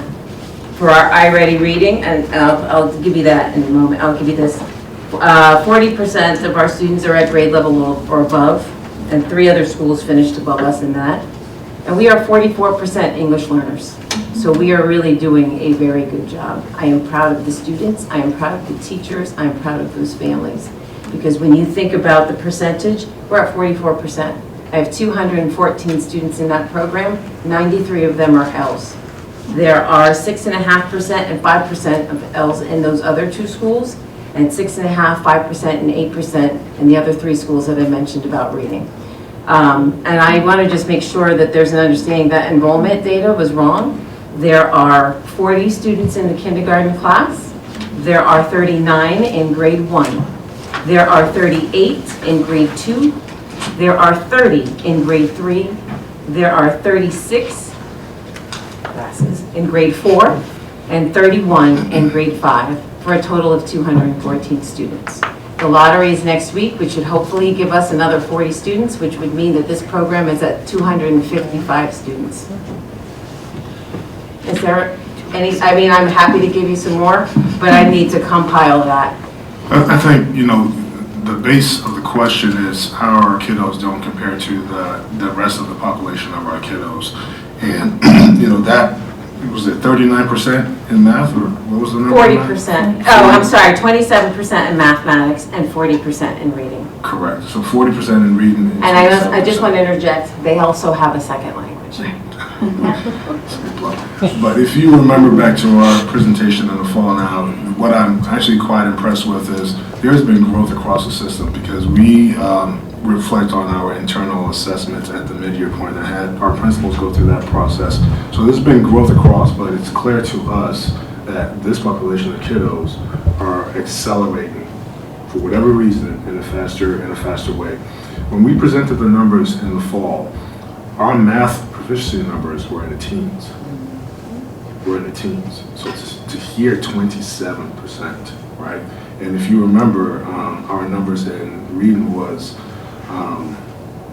28%, if I recall correctly. It was 28%. So these numbers are at 40% halfway through the year. And I've shared this in email communication with the board. We're entering, assessment season across the district and across the state. And our conversations as school leaders over the recent weeks and recent month or so has been really trying to seize the moment here, because to look here, but now speak about data, right? All of our schools are up to the eyebrows in data at this point in time, and we've grown comprehensively. So as they continue to monitor student progress with internal assessments, our next task is to make sure that all the growth that we're seeing internally, we can transfer to some of the state assessments. And that's what we're really hoping to do. And it actually kicks off tomorrow at Bunnell High School and Stratford High School with our juniors on the SAT. So there's a lot more work to do, but we're happy with the progress we're seeing. So if we could get a report maybe typed up, just so we can, In terms of what? just the numbers, the data points. Absolutely, I have that, I can send that. Okay, sure. I'll give that to Dr. Gay, she has it already. Great, thank you very much. Thank you very much for stepping in this. I'm sorry. Yes, ma'am. If I may just add that with regard to the enrollment report, it isn't wrong. What it is that the 2 classrooms that identify the dual language used to be the last 2. And I will make certain, perhaps when they got moved to Second Hill Lane, they got reversed order. Or bold them or something. We'll clarify that for you so that they are the last 2. Thank you Just very want to make much. sure we're all on the same page. Which ones are they now? I'm not sure, but I can find a couple that add up. So I am going to clarify that, and I will get back to you so Thank you, that Ms. Mangione. they are where they're supposed to be. And thank you, Ms. Massari. Yes, ma'am. I would just like to add, because we don't get to see you very often, the pulse in the community is they are so very anxious for this lottery. We have families who are dire need to get their kids in, and after hearing a testimonial last week, I can understand why. A youngster helped his mother in a parking garage where there was no English-speaking parking attendants, and he fluently communicated in Spanish to help his mother. And that just blows me away. We're not a 2-language home, and I wish we were. So thank you for being here. Thank you for sharing that information. Thank you very much. That's great. Thank you so much. Any other questions for Dr. Gata? Okay. Moving on to our consent agenda. I will entertain a motion to approve the meeting minutes from our March 1st, 2023 meeting, and also for this month's personnel document. So moved. So moved by Mrs. Wiltsey. Second. Second by Ms. Carol Fabian. Any discussion? Seeing none. Before we vote, I would like to note that I am not related to the person in the personnel report that shares my last name, just for transparency's sake. Saw that. Yeah, we are not related. So, seeing no further discussion, roll call vote, Mr. Henrik. Yes. Ms. Bedell. Yes. Mr. Kennedy. Yes. Ms. Carol Fabian. Yes. Mrs. Wiltsey. Yes. Ms. Cupie. Yes. Chair votes yes, motion passes 7-0. Moving on to items for action and discussion. We'll start off with our budget transfers, which have been forwarded to us with a favorable recommendation from the Finance Committee earlier this evening. I will entertain a motion to approve budget transfer number 1, which is a proposed transfer to adjust accounts and cover transportation costs for displaced students under the McKinney-Vento Homeless Assistance Act, and this budget transfer is in the amount of $46,875.62. So moved. So moved by Ms. Cupie, second by Ms. Bedell. Any discussion? Seeing none, roll call vote. Ms. Cupie? Yes. Mrs. Wiltsey? Yes. Ms. Carol Fabian? Yes. Mr. Kennedy? Ms. Bedell? Yes. Mr. Henrik? Yes. Chair votes yes, motion passes 7-0. Our second budget transfer, I will entertain a motion to approve budget transfer number 2, which is to cover shortage and fuel absorption account line. And the total budget transfer amount is $160,000. So moved. So moved by Mr. Henrik. Second. Second by Mrs. Wiltsey. Any discussion? Roll call vote. Mr. Henrik? Yes. Ms. Bedell? Yes. Mr. Kennedy? Yes. Ms. Carol Fabian? Yes. Mrs. Wiltsey? Yes. Ms. Cupie? Yes. Chair votes yes. Motion passes 7-0. We're moving now, guys. Moving along to number 2, our proposed graduation date for 2023. I will entertain a motion to approve the proposed graduation date for 2023 as June 12th, 2023. So moved by Mrs. Wiltsey. Second. Second by Ms. Cupie. Any discussion? I just Yes, have ma'am. one question, I think with the state guidelines of 180 days, that would not bring the seniors to 180 days because of the 2 snow days. Can we graduate them on June 12th? It would. We have 182 days there, so that would actually be the 180th day. So the last day for all students will be the 14th. Even with the snow days? No, I understand that our calendar was 182 days, but I thought So the that last would day be of school 178. was to be June 14th, and now it's June 16th because of the 2 snow days. No, that's not accurate. I'm going to call on the board clerk. We did the computation. Can you provide an explanation? I gave you a folder that has Ellington and Milford's posting in it. That was the new legislation when they passed that you could set your firm graduation date. You can set a firm graduation date based on your original adopted calendar, as long as that day is the 180th day on the original calendar. Should it snow, you can still have graduation on that day. That was from that legislation was from 2019, I believe, yeah? Has it posted, different places do have it posted on their website that way. Okay, I just wanted to make sure we don't get to there and then, Well, a bunch of villages with that, graduates. No, it's accurate. It's Kidding. accurate, because we You're had not a similar, if you remember, I think we had 3 snow days last year. We had a similar conversation. So this year, we were carefully monitoring our snow days. And I think one of the discussions that we had here, and it was a pretty lively, good, productive discussion, was trying to make sure we position families to be able to schedule flights and hotels and all those different things. So right now, we're queued up and we're scheduled to go at Bunnell and Stratford High on June 12th. Any further discussion? So are we saying that because we have 182, the 14th being the last day, it still holds? We're not extending it 2 days because of the 2 snow days? Correct. I'm just saying, like, Correct. part of Lisa's question was last day of school. That would still be 180 So it would days. still fall but into, so okay. the last day of school remains. Just making sure, because if that That's were a good point. It's a changed, good tidbit. then that 12 would have changed. That's what I'm getting at. Okay. Right. You'll find some districts build in 183, some districts actually go Stratford typically 186. 182, Right, yeah. 182 standard. Okay, so I love it. Seeing none, roll call vote. Ms. Cupie? Yes. Ms. Wiltsey? Yes. Ms. Carol Fagan? Yes. Mr. Kennedy? Yes. Ms. Goodell? Yes. Mr. Henry? Yes. Chair votes yes, motion passes 7-0. And so that everybody knows, the graduation date for Stratford High School and Bunnell High School will be Monday, I believe, right? Monday, June 12th, 2023. So excited. Okay, moving on to number 3, proposed policies. These are policies that are both up for second read and adoption status. And so I will entertain a motion to approve the second read and adoption status of policy number 3160, which is for line item transfers. So moved. So moved by Ms. Cupie. Second. Second by Ms. Bedell. Any discussion? Yes, there ma'am. is a typo in the version you received in your packet. It should be changed from 7,500 to 10,000 for the financial budget transfer policy.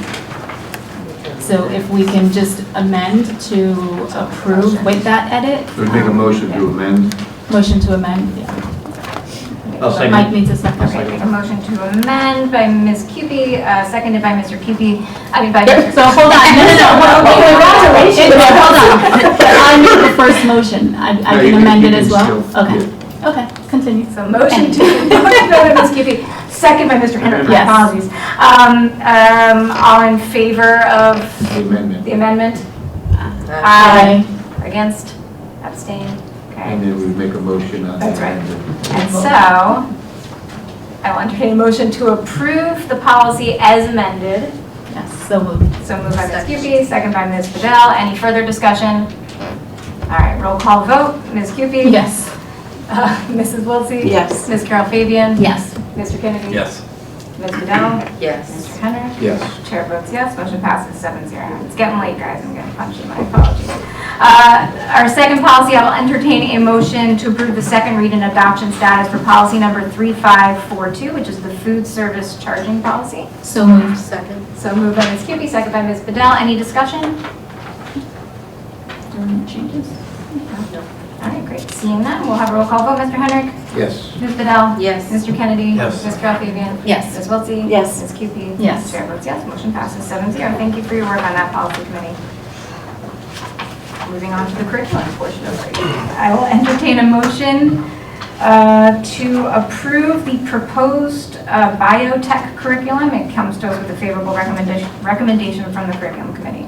So moved. So moved by Ms. Carol Fabian, Second. second by Ms. Cupie. Any discussion or explanation? The biotech curriculum was first implemented this year. We have a partnership and collaboration with Jackson Laboratory. They have done a lot of donation of materials for our students, a lot of hands-on experience. They've also given our staff a chance to kind of learn and grow in what kinds of questions that might be asked of students, what kinds of skills they might have, what kind of opportunities that these skills will be able to be employable with. So this is just an expansion and like a re-engineering of adding more into this curriculum. Thank you. Any other discussion? Great. Roll call vote. Ms. Cupie? Yes. Mrs. Wiltsey? Yes. Ms. Carol Fabian? Yes. Mr. Kennedy? Yes. Ms. Vidal? Yes. Mr. Henry? Yes. Chair votes yes. Motion passes 7-0. We'll move on to number 5. I will entertain a motion to approve the request for writing the macroeconomic curriculum. This comes to us also with a favorable recommendation from the curriculum committee. So moved. So moved by Ms. Carol Fabian. Second. Second by Ms. Cupie. Discussion or explanation? Sure. This is an AP macroeconomics course that we are hoping to implement. It is, the request was made to develop curriculum for AP macroeconomics. This is a one-semester introductory college course in macroeconomics that will explore the principles of economics that apply to an economic system as a whole. The rationale behind it is to help increase more AP options for our students to engage in. Okay. Other discussion, questions? Okay, seeing none, we'll have a roll call vote. Ms. Cupie? Yes. Mrs. Wiltsey? Yes. Ms. Carol Fabian? Yes. Mr. Kennedy? Yes. Ms. Vidal? Yes. Mr. Henry? Yes. Chair votes yes. Motion passes 7-0. We'll move on to number 6. I will entertain a motion to approve the request for writing the Allied Health Pathway Change curriculum. So moved. So moved by Ms. Wiltsey, second by Ms. Carol Fabian. Any discussion or explanation? Sure. The Allied Health Pathway Change. The CTE Foundations of Health Services, a request was made to develop the curriculum for the Foundations of Health Science 1 and 2. Both courses are a one-semester course. The State Department of Education revised several of the CTE pathways, including the Allied Health, and the completion of the Foundations of Health Science 1 and 2 courses will align our district program with the state revision. Okay, super. Any other discussion or questions?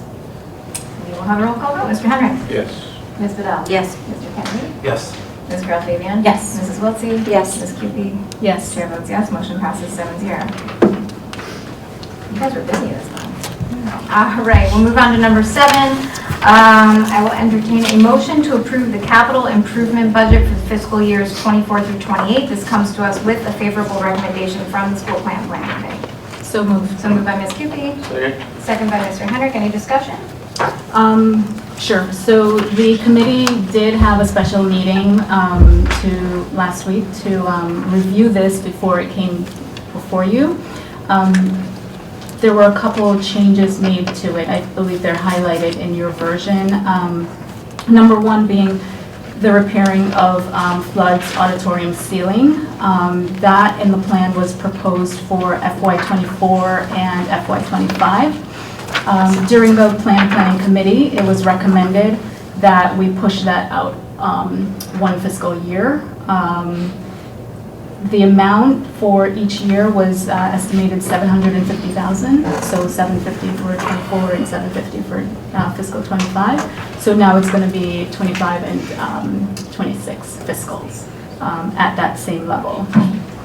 During the same process, as we made that adjustment, the committee also looked at the window replacement project for Lordship Elementary, and that was originally proposed in the amount of $440,000 for FY26. Since we moved Flood out a little bit, the committee wanted to move this one up to FY24. And then the third change was the proposed plan that was presented to us had the auditorium seating for Flood and Worcester scheduled for repair and reupholstering beginning FY25 through FY27, and the committee recommended moving that up by 1 fiscal year. So those were the changes.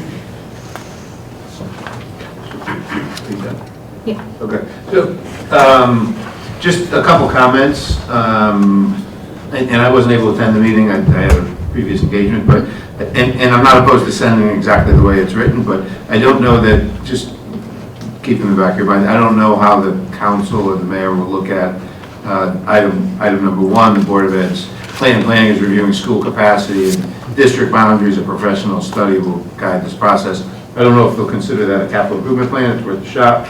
And Mr. Llewellyn, who also couldn't attend, had sent out an email. He suggested that some of these are in the works or in a different place in the town side, and some of those, speaking with Mr. Ruggiero, some of these are Board of Ed responsibilities, and some of these are town responsibilities inside the building, outside of the building, and it's good that they know what we're thinking, which I think this report reflects. But it might be good in the future to try and differentiate so it's easier for them to digest it. What's ours and what's theirs. Obviously this is all things that we like, but what's ours and what's theirs, so they can maybe pull their stuff out or maybe readjust or re-engineer some of their planning. And we did bring up during the meeting kind of, okay, when we're looking at the version on the town side, does it include some of what we're proposing? And I know Rich explained that sometimes the town will ask him for a number for a particular project because the town is doing some and it, coincide with BOE needs, and so they'll just have like one line item. So we have to be mindful when we're looking at this versus the town version that some of our stuff might be folded into some of their line items too. Yeah. So hopefully in the future, in these planning, whoever's on the committee can get involved in the process a little bit earlier to hopefully facilitate some of it. Thank you. Lift it up. Just a quick question, a follow-up to a question I had on another project a couple of months ago. There's a couple of expenses in here, including a boiler and a playground replacement for Honey Spot. Are we going to continue with that and have a plan in place at some point, or is there?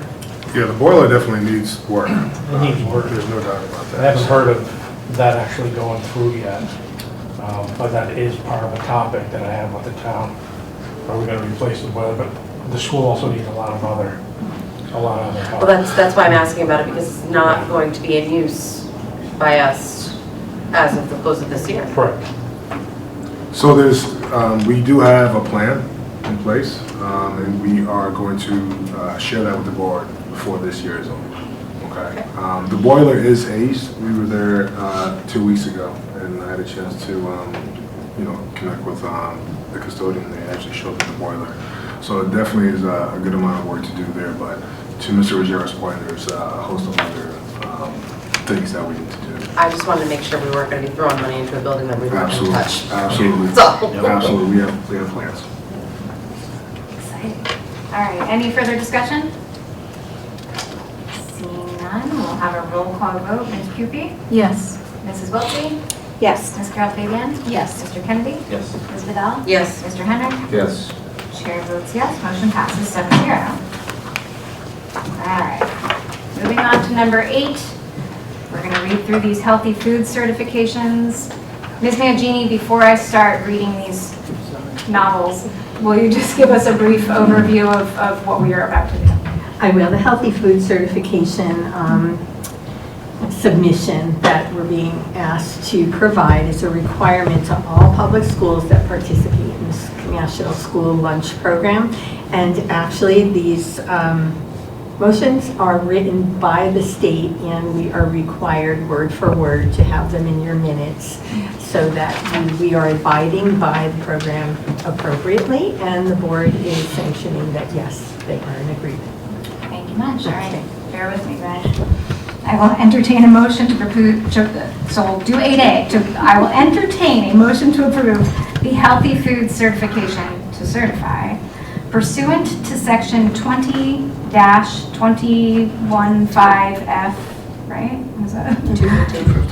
well, okay, or 21.5 of the Connecticut General State Statutes, the Board of Education certifies that all food items offered for sale to students in the schools under its jurisdiction and not exempted from the Connecticut Nutrition Standards published by the Connecticut State Department of Education will comply with the Connecticut Nutrition Standards during the period of July 1st, 2023 through June 30th, 2024. This certification shall include all food offered for sale to students separately from reimbursable meals at all times and from all sources, including but not limited to school stores, vending machines, school cafeterias, and any fundraising activities on school premises sponsored by the school or by non-school organizations and groups. So moved. Thank you. Second by Ms. Cupie, second by Ms. Carol Fabian. Any discussion? Just a quick question. We can confirm that all of these guidelines are met in all of the schools, right? Like the vending, there's no vending machines, the school stores are in. Yes, we can, Yes. and I Okay. assure you that our friends at Sodexo make certain that nothing is served to students in that period of time. Okay, thank you. Excellent. We'll have a roll call vote. Mr. Henrik? Yes. Ms. Bedell? Yes. Mr. Kennedy? Yes. Ms. Carol Fabian? Yes. Mrs. Welty? Yes. Ms. Cupie? Yes. Chair votes yes, motion passes 7-0. We'll move on to 8B. I will entertain a motion to approve the Healthy Food Certification Exemption Statement. Oh, as written. God, guys, it's too late for me. I read the following way. The Board of Education will allow the sale to students of food items that do not meet the Connecticut nutrition standards provided that the following conditions are met. 1, the sale is in connection with an event occurring after the end of the regular school day or on the weekend. 2, the sale is at the location of the event. And 3, the food items are not sold from a vending machine or school store. An event is an occurrence that involves more than just a regularly scheduled practice, meeting, or extracurricular activity. For example, soccer games, school plays, and interscholastic debates are events, but soccer practices, play rehearsals, and debate team meetings are not. The regular school day is the period from midnight before to 30 minutes after the end of the official school day. Location means where the event is being held. So moved. So moved by Ms. Cupie. Second. Second by Ms. Carol Fabian. Any discussion? Seeing none. Ms. Cupie. Yes. Mrs. Wiltsey. Yes. Ms. Carol Fabian. Yes. Mr. Kennedy. Yes. Ms. Bedell. Sure. Mr. Henry. Yes. All right. Yes. Mr. Henry. Chair votes yes. Motion passes 7-0. One more, y'all. I will entertain a motion to approve the Healthy Food Certification Beverage Exemption Statement, and it reads as such. The Board of Education will allow the sale to students of beverages not listed in Section 10-221Q of the Connecticut General Statutes, provided that the following conditions are met. 1, the sale is in connection with an event occurring after the end of the regular school day or on the weekend. 2, the sale is at the location of the event. And 3, the beverages are not sold from a vending machine or a school store. Again, an event is an occurrence that involves more than just a regularly scheduled practice, meeting, or extracurricular activity. The school day is the period from midnight before to 30 minutes after the end of the official school day. Location means where the event is being held and must be the same place as the food sales. So moved. Second. Thank you. Any discussion? All right. Ms. Cupie? Yes. Mrs. Weltsey? Yes. Ms. Carol Fabian? Yes. Mr.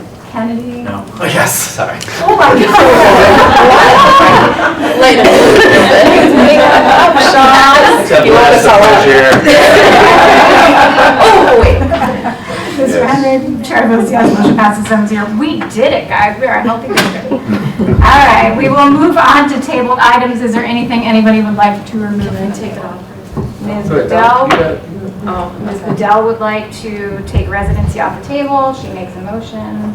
I'll second it. Second by Mr. Henrik. All in favor? Aye. Aye. Against? Abstain. Super. It's off the table. Just a quick question.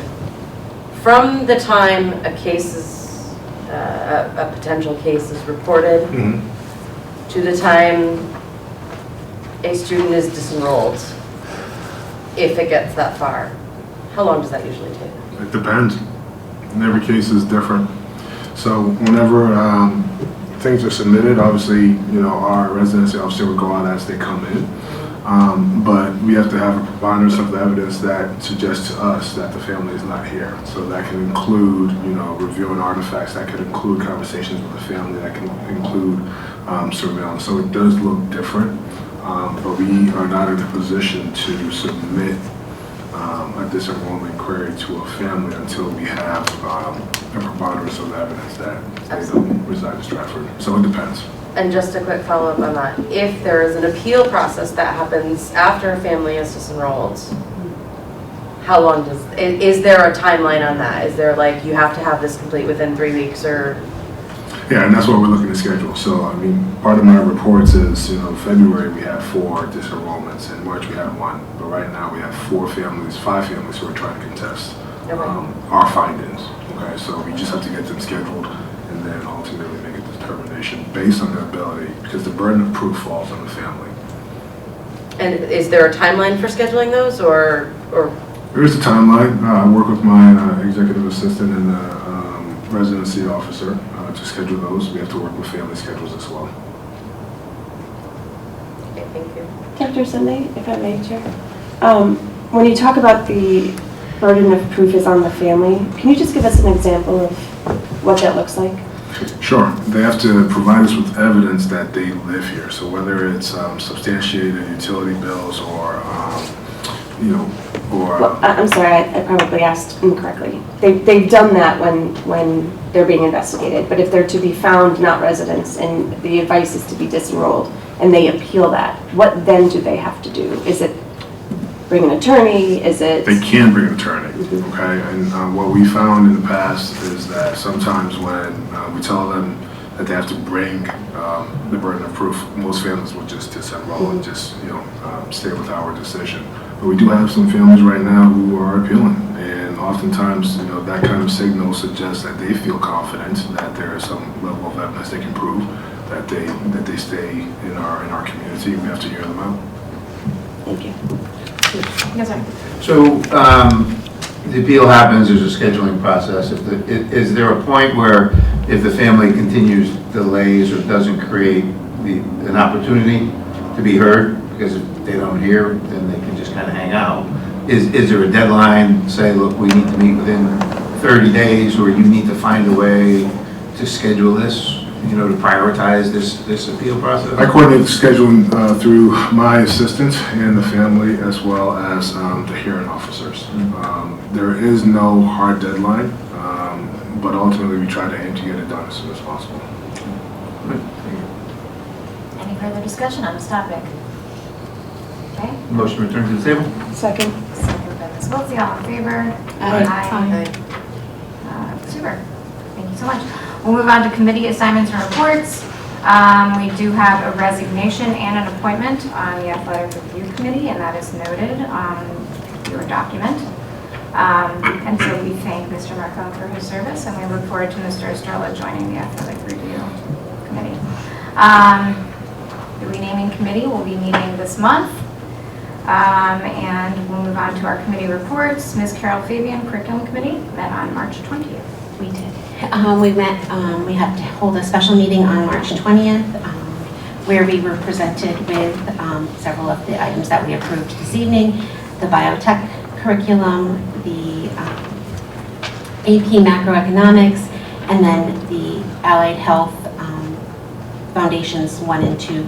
We also had a presentation from Sue Schmidt regarding the science of reading and the district's where we stand with evaluating the approved reading programs from the state.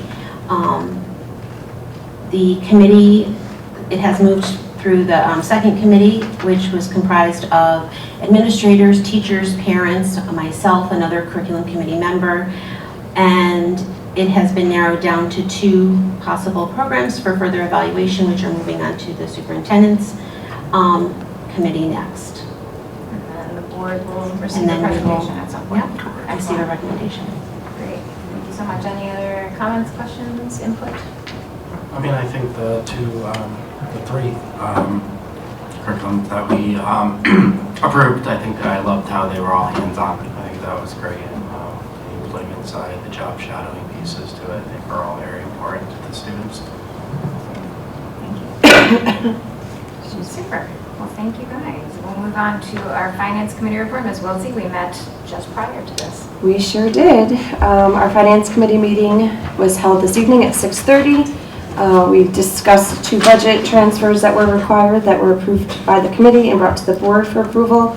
Currently, we are in a waiting pattern with our fiscal year '24 budget, and on April 19th, Dr. Sunday and Mrs. Mangini will present to our ordinance meeting, our ordinance committee at the town level. So I encourage everybody to tune into that. And our next finance committee meeting is April 24th. Any other questions or discussion from Ms. Wiltie? Thank you very much. Our school planning committee met twice this month, on March 2nd and also March 22nd. Ms. Cupie, Mr. Henrik, would you like to give us an update? Sure, and feel free to jump in, Mike. So I already touched on the March 22nd meeting, which we all approved the capital improvement plan. But on our during our March 2nd meeting, we had a presentation from Durham regarding the zero emissions buses that we're all school districts are expected to adopt over the next several years. We discussed all the pros and cons of this eventual transition, and Durham, their plan is for all of their new vehicles over the next 5 years to be electric. This is not to say they won't have a diesel option, but I'm sure over that period of time, our fee per bus is likely going to be impacted, right? Because the cost of the electric buses are like double what it is for the regular school buses. So more to come there, but at least we're, informed, we're aware, and we all need to follow this whole, mandate over the next several years. It was an illuminating presentation. It was heavy. It was really heavy, like a lot of technical pieces.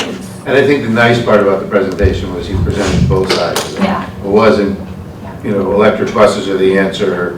There's a lot of downsides, so a lot of downsides of electric buses, including the weight, the range, the infrastructure, the accuracy of the range, because there's a number of things that have an impact on that. So it was good to hear both sides. So it wasn't, we weren't being hard sold on electric buses. It was very informational, I thought, very informational presentation.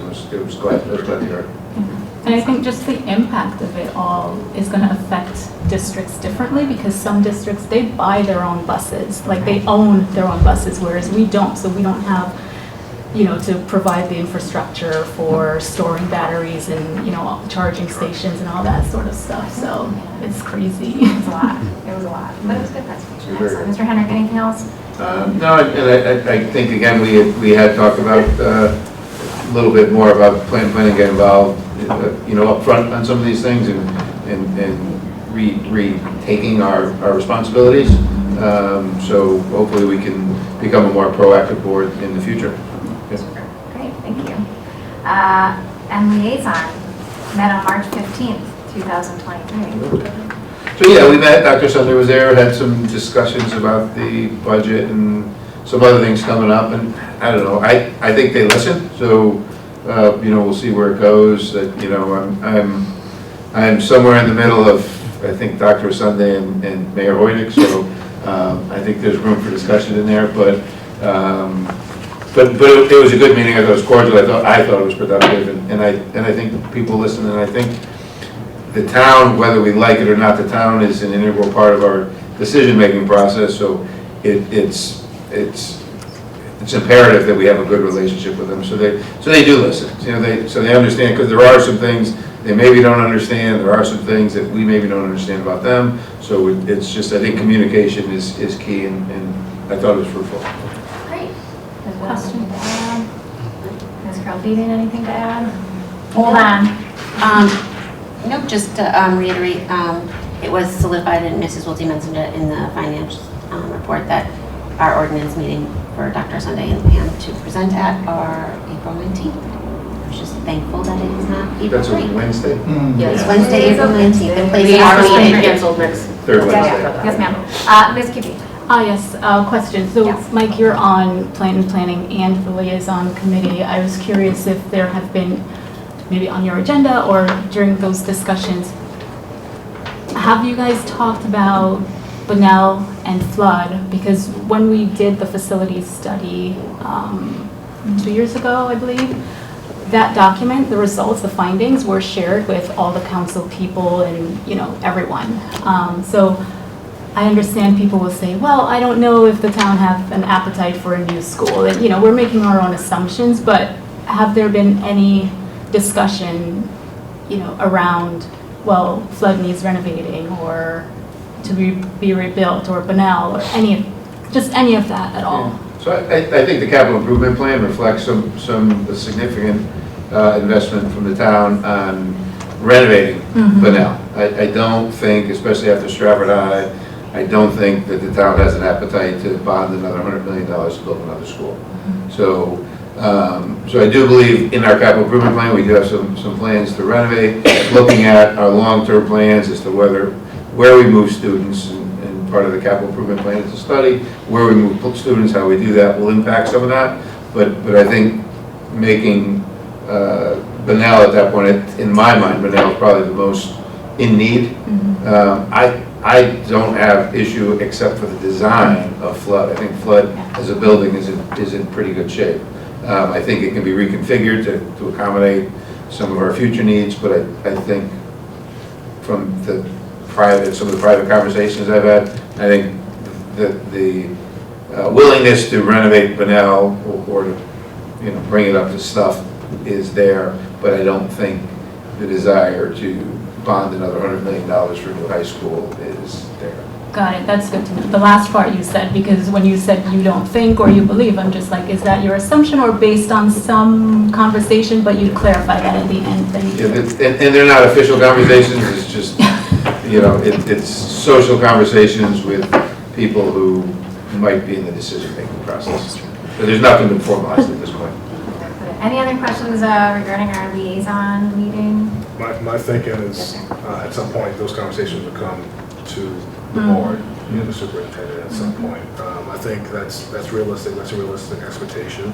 I agree with you from the superintendent perspective, and now needs certainly more attention. The Flood, structurally Flood is solid, right? The aesthetics of it, it's to be safe, but now certainly needs the TLC. You said something that piqued my interest, and I would like Just potentially. your mic. Oh, my mic is off. So embarrassing. You said something that piqued my interest, and you said, because you've been part of this process for quite some time now with us, and you've seen the conversations at the liaison meetings. You said you're somewhere between the superintendent and the mayor in terms of the budget. Can you talk a little bit more about that?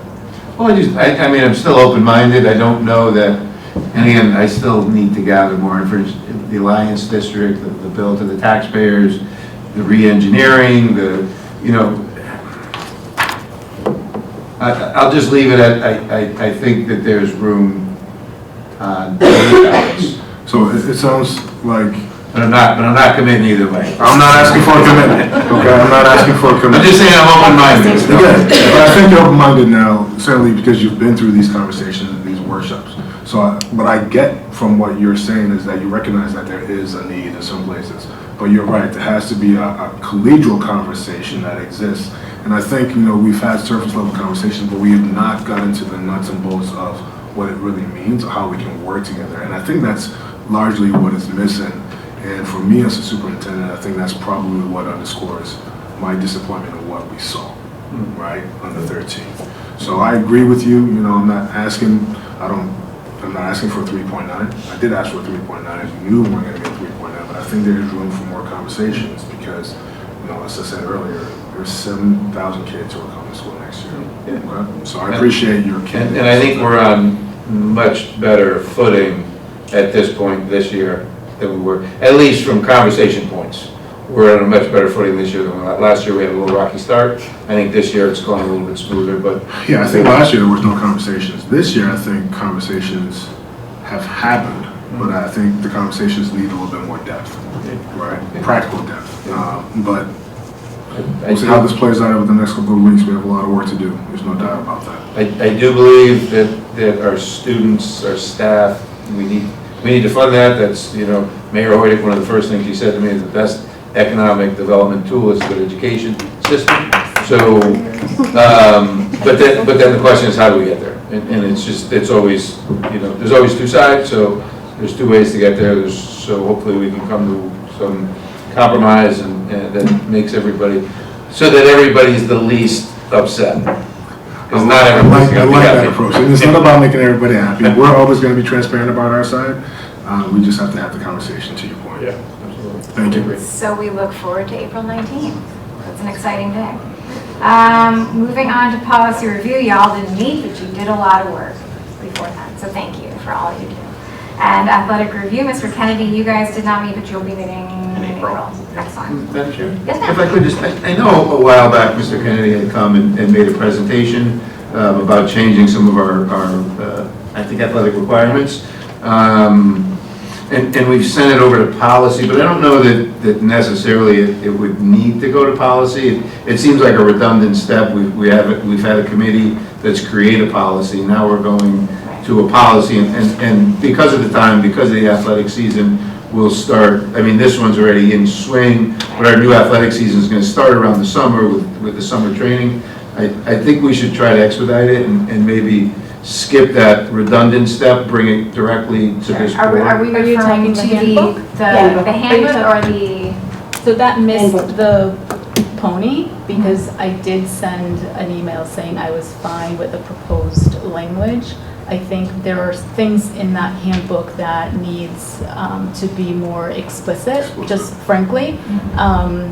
In terms of accountability, like I didn't want to, and part of my email said I didn't want to hold it up because I'm fine with the proposed language. However, there needs to be some additional work behind the scenes to make some changes. So it just missed this. But I think that would also be a good conversation to have as a full board, because apparently everybody's got thoughts on it, so, you know, and we're gonna be the final voting body, but just maybe to expedite it so we can get in place for the. What's the timeline that that the ADs need? Wanted it approved by April, but, you know, excuse me, if you can kind of give us Yeah, I some sent of it those on the comments. 15th. I sent it on the 15th. Perhaps if we could send it out to the full board, and then we can have a read, consider that a first read, and then, And then we can also review it, if you give me some other comments, you know, we can also review it in our athletic meeting in April. Prepare for the 24th. Great, because it is timely, I understand that, so. Yeah. Thank you, Mr. Henry. Appreciate it. We'll move, oh, I'm sorry. No, I just. Okay. I'll move on to our other committee reports. Cabe, Ms. Cupie, do you have anything to share with us today? Sure. CAVE just announced their 2023 convention will be held on November 17th and 18th. Their Student Leadership Awards deadline is March 31st, so if we're planning to submit, we should make sure we be mindful of that deadline. Also, last week we did get a chance to have a discussion with Dr. Beverly Daniel Tatum, who is the author of Why Are All the Black Kids Sitting Together in the Cafeteria? It's part of CAVE's book club. It was an enlightening and emotional sort of discussion, but overall inspiring. It was a great experience to have her like actually come to us. While it's virtual, but still, you know, yeah. And there is a webinar, I believe, or a Zoom meeting with CAVE where they are going to be discussing the new HB 5003 that was just voted out of the State Education Committee. So you may want to join that since it's regarding funding the ECS. And that's tomorrow. That's tomorrow. I didn't write the date down. Sorry. I'm looking at my notes and it's off, but I'll send it up. Excellent. Thanks, Ms. Cupie. Great. CES, we had our monthly meeting on March 2nd. Seems so long ago. They're plugging along, doing all their great stuff. I know RCA is in their performance season, and so please feel free to support. A lot of our Stratford students are in their program, performing theater, music, what have you. So check that out. If I think I saw Mean Girls is being performed soon. Am I right? No, but I think they're also performing it at RCA. Was it Legally Blonde? I don't know, guys. I'm sorry, I'm not a fake news maybe, but anyway, there is some sort of theater performance coming. It's so late. There is some sort of theater performance coming up, but they're amazing, and let's support our Stratford students who attend RCA. And that's it. Town building needs? Mr. Llewellyn, we've asked him to be the liaison between the town and report to us this planning, but didn't have any really new news at this. Excellent. Anything else? Yes, Just sir. one quick question. Sure. We've got an email last week that Dr. Gaeta will be retiring. Sad to see her go. She won't have to put up with me anymore. But the assistant superintendent's contract, I know, and I think in the budget it's put in with the superintendent's line item. Where is that? Is that an administrator's contract? Is it a separate contract? It's a separate contract. So that would be, so the assistant superintendent would be higher than the negotiation would take place for the contract and then brought to the board for approval? Is that the process, or? I don't know. Not necessarily, but we would not hire the assistant superintendent without notifying the board. You would have an active role in that process, particularly through the interview process. So we are in the process of putting together an interview committee because of the nature of the position. It's the second, quote unquote, the second in command. We'll have board members represented, we'll have teachers represented, SEA executive represented, students, we'll have parents, we'll have a cross-section of people who will have a say. A few days ago, HR Director Courtney Brown and I were having a conversation. We were looking to deploy a survey that will go out to the community soon that positions families and stakeholders to submit attributes that they're looking for in the next assistant superintendent. I will say right now there is a significant amount of interest, external and internal. Okay, so we do anticipate it will be a competitive process, and our aim is to make sure we hire the best person to continue to advance our work.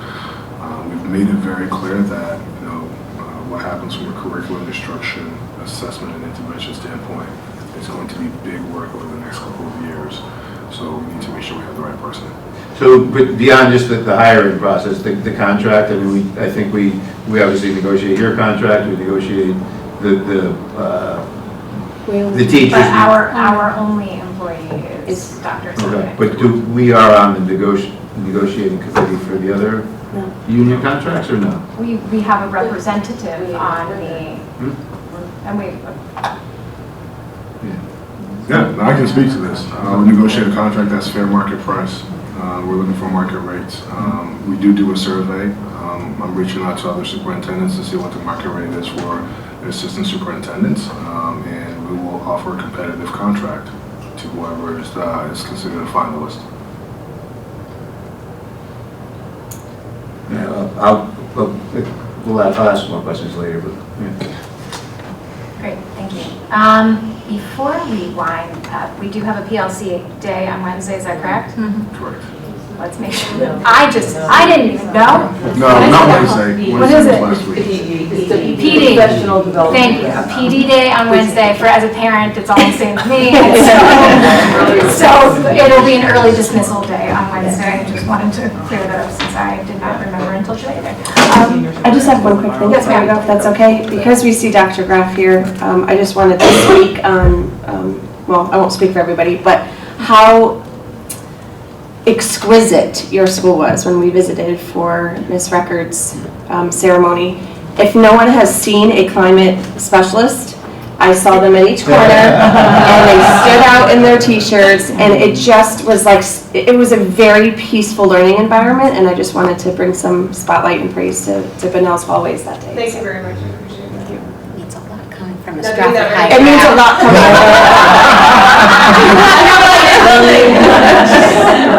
Really impressed with Bunnell. Last year was active in the fall, but they've come a long way, and they're just doing outstanding work, and so it's a joy to visit Bunnell. Wonderful leadership. Thank you very much. Anything else? I will entertain a motion to adjourn this meeting at 9:34 p.m. So moved. So moved by Mrs. Wilkie, second by Ms. Buffy, all in favor? Aye.